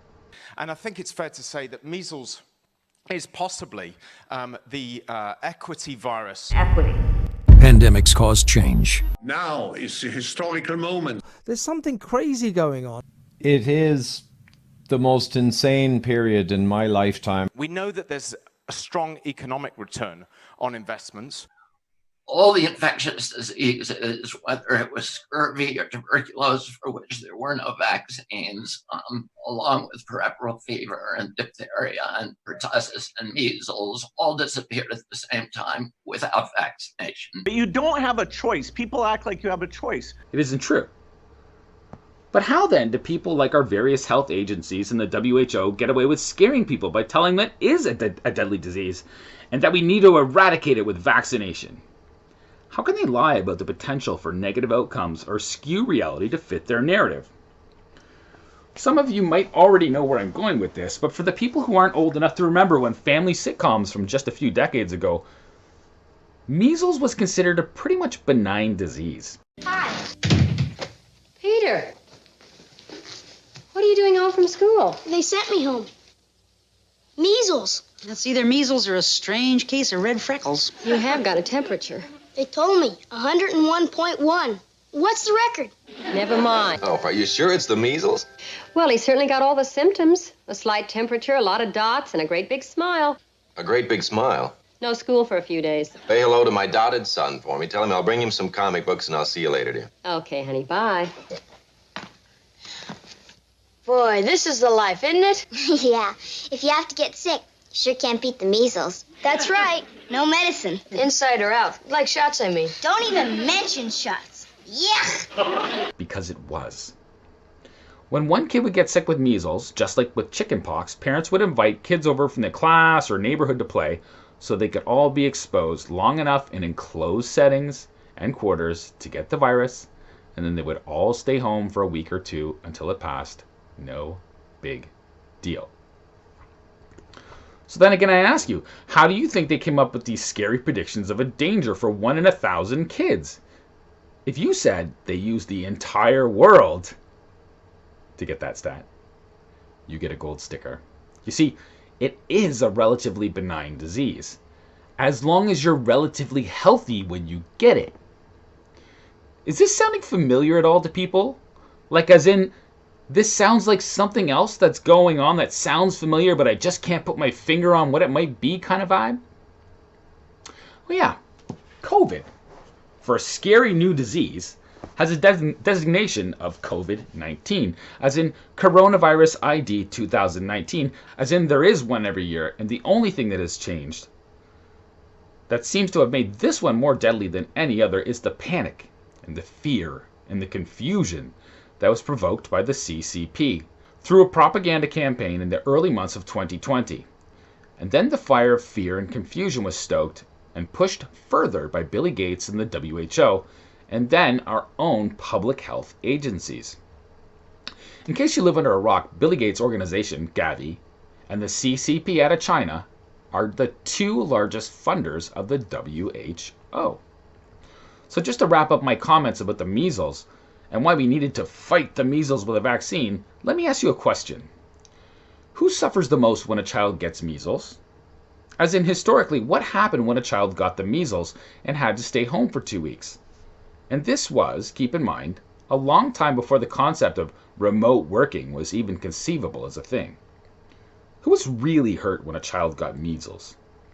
Keep in mind back then there was a thriving middle class with most people getting married younger, settling down earlier, having a house with a white picket fence, a couple kids, and a dog.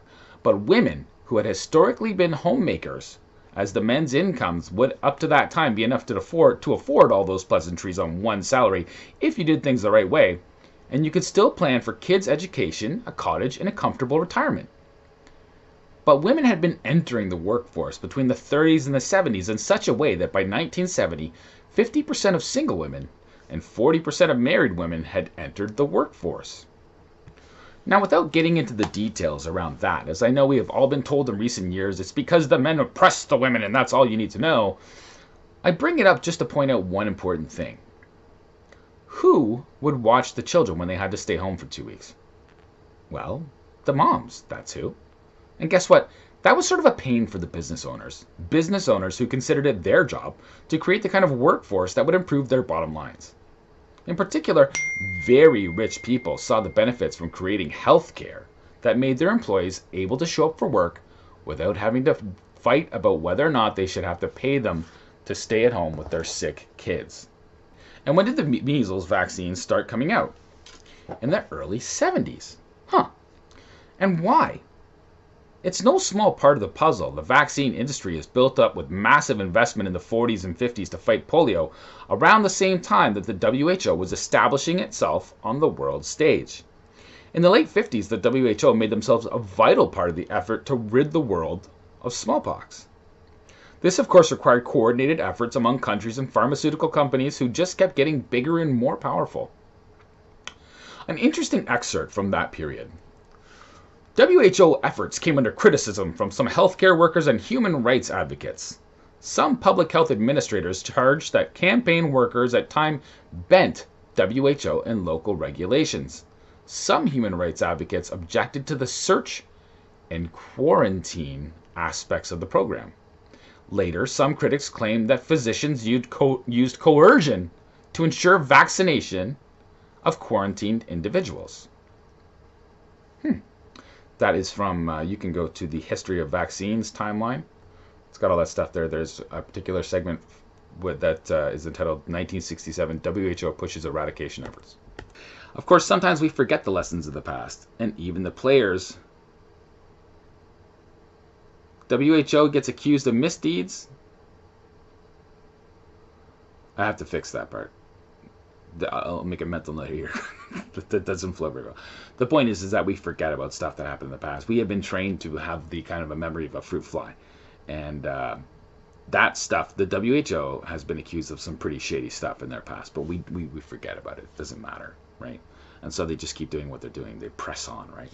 Because they care so much about everyone. Nobody cares about your family more than you do. Okay, now I'm going off script again. I just want to make this point. A giant corporation bent on controlling every aspect of lives, and I call it a corporation, but really it's a conglomeration of countries and NGOs and corporations and think tanks and academics. They all have come up with the same solution. It's called Agenda 2030, the 17 Sustainable Development Goals. 14 of the 17. There's a graphic out there by Gavi, which I will include with this, where 14 of the 17 hinge on vaccination. I tried to make that point earlier. I think it didn't come out as well as I wanted it to, but 14 of 17. So their new utopia that they're creating within the next 10 years can only happen if mandatory vaccines happen. Okay, that's really, really important. Everyone's agreed to do this. So everyone is on board with the plan. Now, COVID is just giving a wonderful excuse to have everything that they wanted done. This is not that complicated.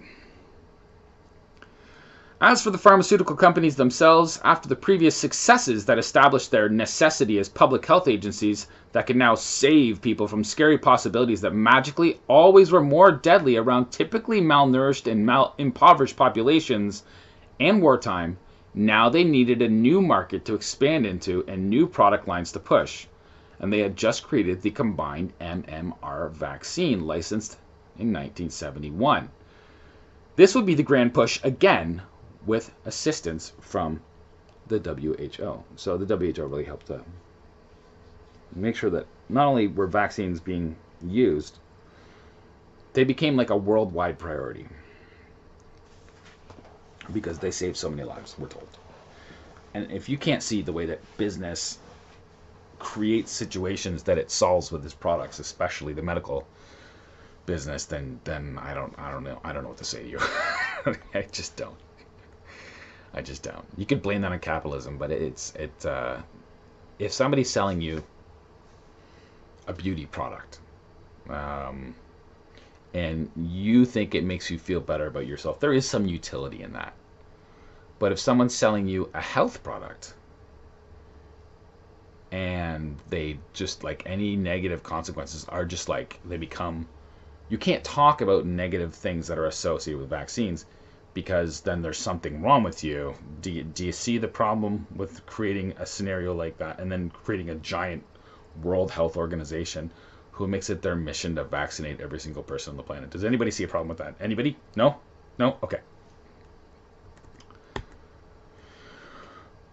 So where was I? So the WHO is helping to. They helped to create the entire vaccine industry, really. I mean, the WHO helped to legitimize and make vaccines it's the single greatest thing that's ever happened to humanity. And if they didn't believe it, then why would 14 of 17 be directly connected to that? You tell me. The rest, as they say, is history, but it was a history full of money and influence, and particularly in the developed world, putting the needs and interests of business at the forefront on two specific levels. One, increase profits and sales, and two, by making all the gains from getting rid of deadly diseases that were in fact just more sick days for employees and their children go away, so that everyone can make more money, especially the ownership class. It's funny, but I distinctly remember something that was said to me and my wife when she was pregnant with our firstborn. And I went out and bought a handful of books to do some reading and see if I couldn't come up with my own opinion on what I thought about going with the schedule that was proposed and being mercilessly pushed through every medium, including our family doctor. But a friend of ours told us the reason for her getting her girls vaccinated was that she didn't want to have to risk the time off work if one of them got sick. And somebody said that to me, and I was just like, I was reading these books, what? And there it was. I was literally floored about the callousness of her attitude. Here, I had been reading about how all these vaccines were being introduced to protect kids against relatively benign diseases, with the reason being sold to parents that there might be awful consequences if they were to catch these diseases organically, and it was a total lie. The fact was that they wanted the profits and the workforce at work. They were willing to lie and scare people for that end. And all the potential negative outcomes were always at best downplayed and concealed, and at worst, straight up lied about. If the intervention causes more harm than the disease itself, but they lie to skew the statistics in their favor and make a false reality, which they then spoon feed to people whose job it is to protect their patients, why on earth would they not be doing this right now? If we can hope that anything good comes of this, it will be that right now, this is getting the spotlight. And you can count on the agencies and influences I mentioned above making it their priority to distract and deflect from reality, to push what they wanted before all this new normal and post-COVID world talk being pumped out by the WEF since March started. In fact, this has been the agenda all along. All they needed was the excuse to put free people into bondage. It doesn't have to be a conspiracy to suggest that plans have been laid out, in some cases for decades, with the express purpose of molding public opinion based on a presupposition that what they are doing is all based on their impenetrable, unassailable truth. Vaccines have saved countless lives. This is at best an exaggeration based on believing the very same tobacco science PR teams that tried to fool the general public back in the last half of the 20th century, and at worst a total fabrication of reality. To hell with the consequences. So what I'm saying is, it's at best an exaggeration of the truth by, like I said, just constantly saying safe and effective, safe and effective. It saved countless millions, and all these people have been saved by vaccines. And if you don't get the vaccine, 1 in 1,000 children's going to suffer severe side effects from measles. That's, I mean, like, it's not true. It's not true. It's not true. I don't know what else to tell you. It's not true. You have to be really unhealthy and have some serious deficiencies, probably in vitamin D and C. It tends to be that those things are very, very important and cheap for keeping people healthy, and exercise and all the good things that you need. Healthy attitudes, joy. Preferably you don't freeze at night and you can keep yourself warm. And if it's too hot, you can cool off. These are all things that help to regulate human health more than a needle. Sorry, it's true. It's true. It's true. How do you not know it's true? Like, I didn't do polio, but there's a whole nother story with polio. And it really did kickstart the beginnings of the vaccine industry's influence in the world. And, you know, there's a lot of questionable things that they did around keeping records and how they altered some of the, like, it was the original COVID, okay? Look, polio was bad. I know a guy that was put into an iron lung, or I know a guy that was paralyzed. I know kids that got brain damage from lead poisoning. I mean, like, that stuff happens, but you can't stop lead poisoning with a needle. You can't stop air pollution with a needle. So all the things that big industries do to pollute our environment, and then sell us a cure through the end of a syringe, it's all just about business. It is.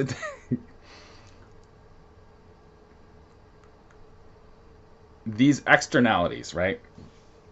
Things that happen to people. They get poisoned, whether it's environmental. Back then, they had DDT, lots of it, DDT, to cause the same kind of effects that polio did magically.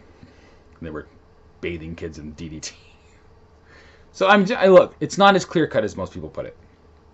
Again, I would go say read Suzanne Humphrey's book, Dissolving Illusions. She goes into the historical record and documents a lot of what they did, and it's a fantastic book. Just read it.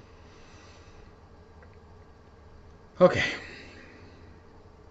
So it's an exaggeration, and to hell with the consequences. So they exaggerate the benefits of vaccination, say that it saved millions of lives. They give the reasoning to build up these businesses, and the WHO gets bigger and bigger with more influence. And now COVID, boom, we take over the world, and it's because the vaccine's going to save you. And to hell with the consequences. Does that sound familiar at all? Does that sound familiar at all? This type of thinking is at the very heart of the devil-may-care attitude that has pervaded big business interests and the worst side of capitalism since the dawn of the Industrial Revolution.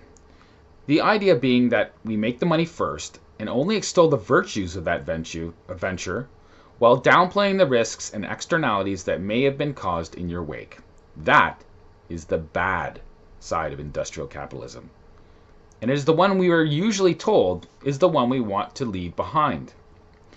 So why then do people think that the opposite is true in the misappropriation of science at the behest of big business, and that it somehow becomes virtuous only when it comes to the production of vaccines? We know for a fact that that mostly the very same players, agencies, and pharmaceutical companies who make said vaccines also produce pills and medicine in other areas, a handful of which are actually helpful, and most of the rest are always associated with higher incidences of long-term negative health outcomes, addiction, and death. And we are now trusting these people with our very futures over a disease that kills almost no healthy people. For people under 70, you're more likely to die in a car accident than from COVID-19. But all the dangers and pitfalls that we know are associated with poverty and despair and the violence that typically accompanies those conditions do not choose the weakest among us. They can strike seemingly indiscriminately. And so now the greatest social justice cause of all, human freedom, hangs in the balance because of what a bunch of the richest, most powerful people in the world are telling us we need to do. The fight against this corrupt application of public health priorities is the very essence of a true social justice campaign. These people exemplify the worst kind of corruption that money can buy. It's time to tell those people they do not own us. We are not their property. We are free.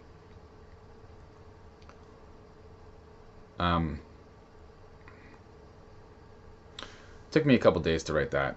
Well, I should say probably 3 or 4 hours. And I had a bunch of stuff. I had a lot of. I'm gonna put that up. There's a bunch of the sources from some of the stuff that I took out of the clips. I'm gonna put it up.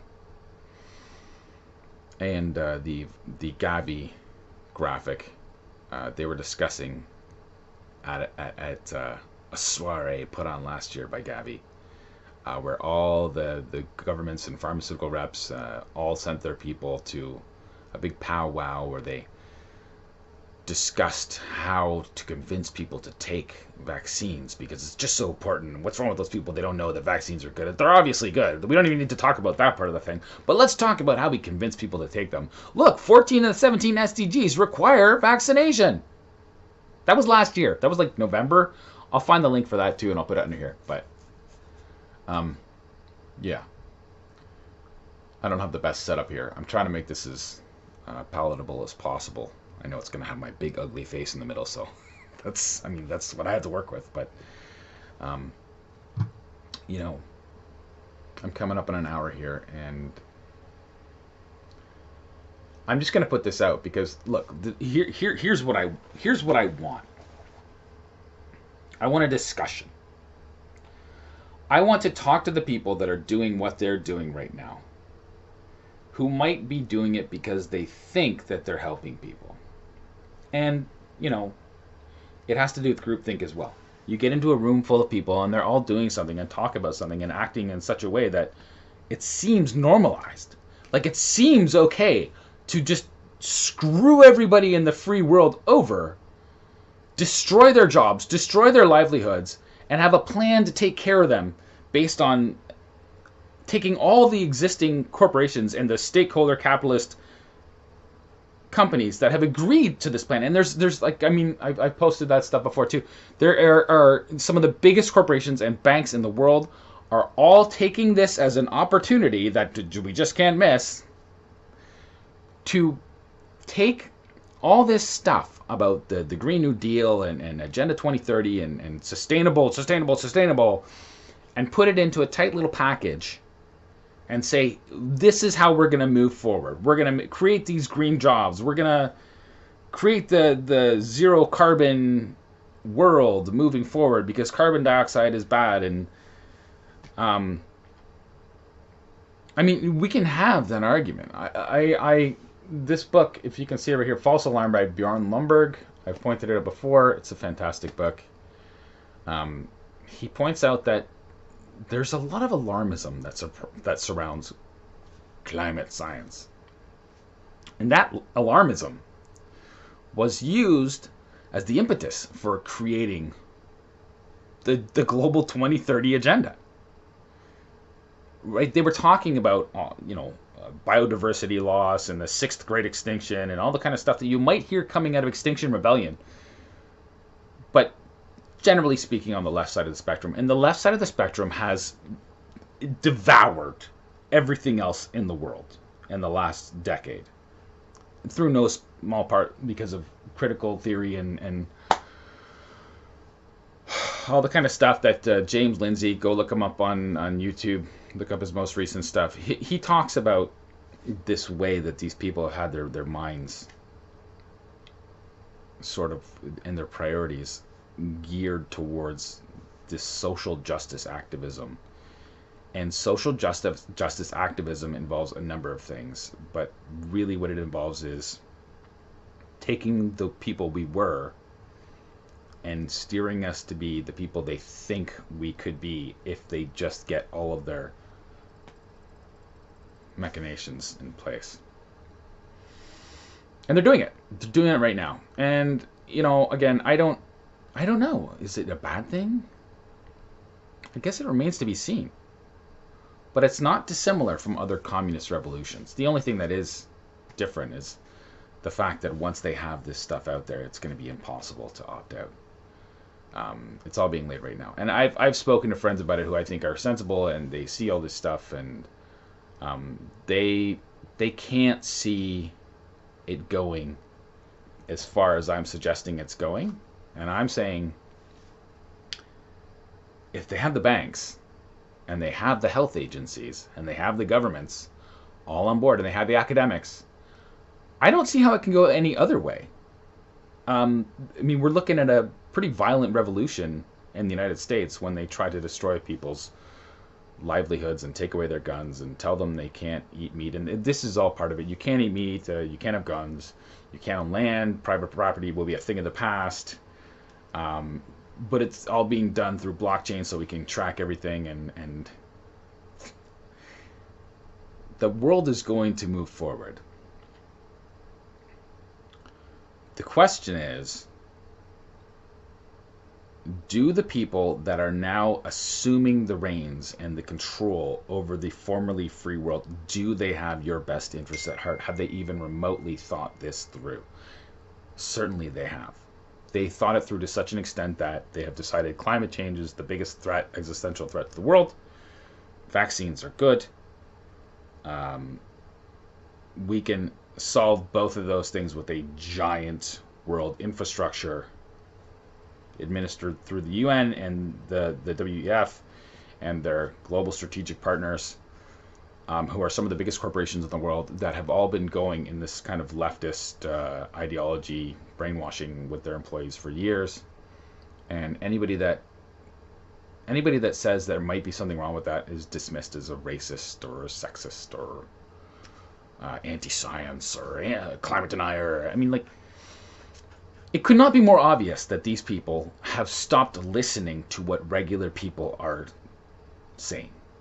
They don't care anymore what regular people think, because regular people are too foolish to control their own lives. And, you know, maybe if people didn't act that way, it would be true. But people do act that way. People are foolish. People are insensitive. They are thoughtless with some of the things they do. And the only kind of stuff that improves that situation is education. And unfortunately, not everybody is the type of person where they want to necessarily. That's the other thing about it, is that education, when they talk about education, they don't mean teaching you to think. They mean indoctrination. They mean, we're going to tell you how the world should be, and you're going to operate within those parameters. And that's what's happening. We're going to shut down conspicuous consumption. We're going to stop giving people the ability to do things that they think they should do. It's all going to be regulated by a supranational regulatory structure, universal basic income. And I go back to the comments about the psychopathic corporation, because I think that it really frames it well. Psychopaths are typically intelligent, personable, and disinhibited, and have an alluring aura of confidence. Yet they also lack feelings of empathy, guilt, and remorse. That seemingly minor emotional quirk has had a dramatic effect on the way they behave, often leading to antisocial behavior. However, psychopaths are not incapable of moral reasoning. Multiple studies have found that they are particularly adept at certain types of moral thinking, particularly those that balance the consequences of actions. So where non-psychopaths might experience revulsion at intentionally killing one person to save the lives of several others, psychopaths are far more likely to dispassionately favor the needs of the many over the needs of the few. They make good utilitarians. And I'm trying to stay away from anything that is not like perfectly obvious. Like big business always puts its best foot forward or its best face forward and tries to ignore the bad stuff, right? You can't make better people by mandating that they be better people in the same way that you can't make people healthier by mandating vaccines. This is absurd. But it works for the many over the concerns of the few. And that's where we're at, I think. I just want to have the conversation. Because like I said at the beginning of this, I think I said it, I don't have a job anymore. And so I have to decide where I'm going to go moving forward. And so I've been discussing with some people that I met at protests whether or not I could be a part of their group. And I got to tell you, man, this is where we're at as a society. I agree that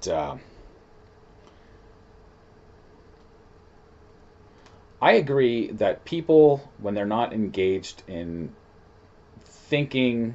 actively thinking in their lives about things that are bigger than them, when they're not actively engaged in that endeavor, they can become a danger to people around them. I think that people should be responsible. I think that they should try to do whatever they can to make the world a better place through their actions. And I have tried to do that. I've tried to be that person. I have tried to tell people what was going on. I've been fired for it. I have tried to tell people that what's happening is our world is being upended to be replaced with this new world, which reeks a lot of communist stuff.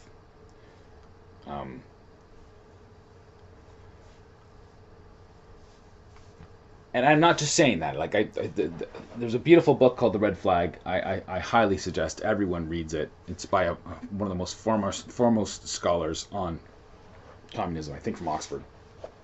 And he wrote this book. And he talked about the history of it in several different countries and areas. And, the rhetoric is always the same.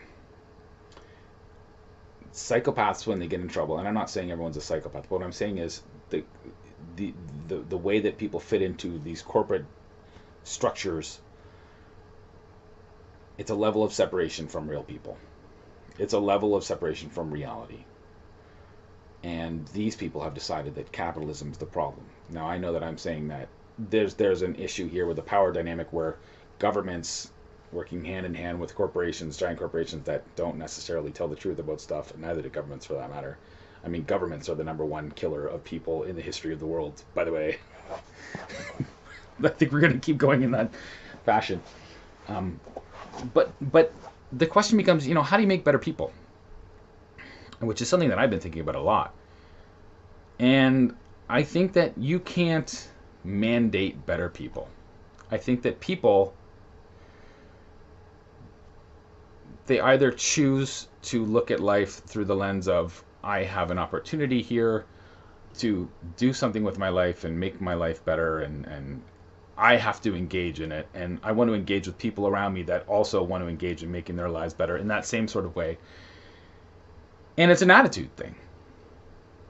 And the problem with trying to enforce an attitude on the rest of the world is that people don't want to be told what to do, #1. They don't want forced vaccinations, #2. Especially people that don't like to be told what to do. Especially the people that like to think for themselves. And right now, this is a global coup of people who think that everyone else who doesn't agree with them is a problem, and so they need to be put into check. This is totally authoritarian, it's totalitarian, technocratic elite control of the entire world. It's obvious. And you might say that it's not that different from where we were. Well, then I might say that you do not know what freedom is, or was, or what capitalism is, or the ability to choose how you either put your money in. But I'm terrible with money. I've been trying to get better. I'm terrible with impulse control. I've been trying to get better. But nobody's going to mandate that on me. You can't mandate that on me. And I suppose that means that I'm one of the people that's going to go to a re-education camp or whatever after I get my vaccines forced on me. That might or might not do some damage to me. That would not have happened if it was not mandated, which is why it has never been mandated in the United States. You have a right to personal autonomy, and they're taking away that right. So what rights are you going to have if you don't agree with the power structure that is currently being implemented? None. None. There will be no ability to opt out. But they know what's good for you, so you better listen and just do as you're told. You don't want to cause trouble for yourself. It's not that dissimilar from life as it was. But I don't think that they're properly... I think that they've drunk their own Kool-Aid at this point. And the world that we're leaving was one where at least people could be happy to know that they weren't constantly under the boot of surveillance. We could pretend that our lives were still somewhat free of influence and surveillance. But they weren't. They were constantly getting more and more tamped down, which that's just another excuse these people use to say that, oh, it's going to happen anyways, so it's inevitably. But I honestly think that, people can be better people if you just reach out to them and have conversations with them, like real conversations, like not mandating stuff and telling them how their life's going to be and telling them that they're going to be an issue if they don't agree with what has to happen. And it's just it's inherently twisted. I don't know how people don't see that. So as messy as that was, I'm probably just going to upload this. I've been trying to mess with some software to make a channel. I'm really not that adept at this stuff. I've been asking for help, but we're all alone in this new normal, I guess. We're all alone until we're not. But just for the record, I love you all, and I'm ready to talk when you are. So yeah.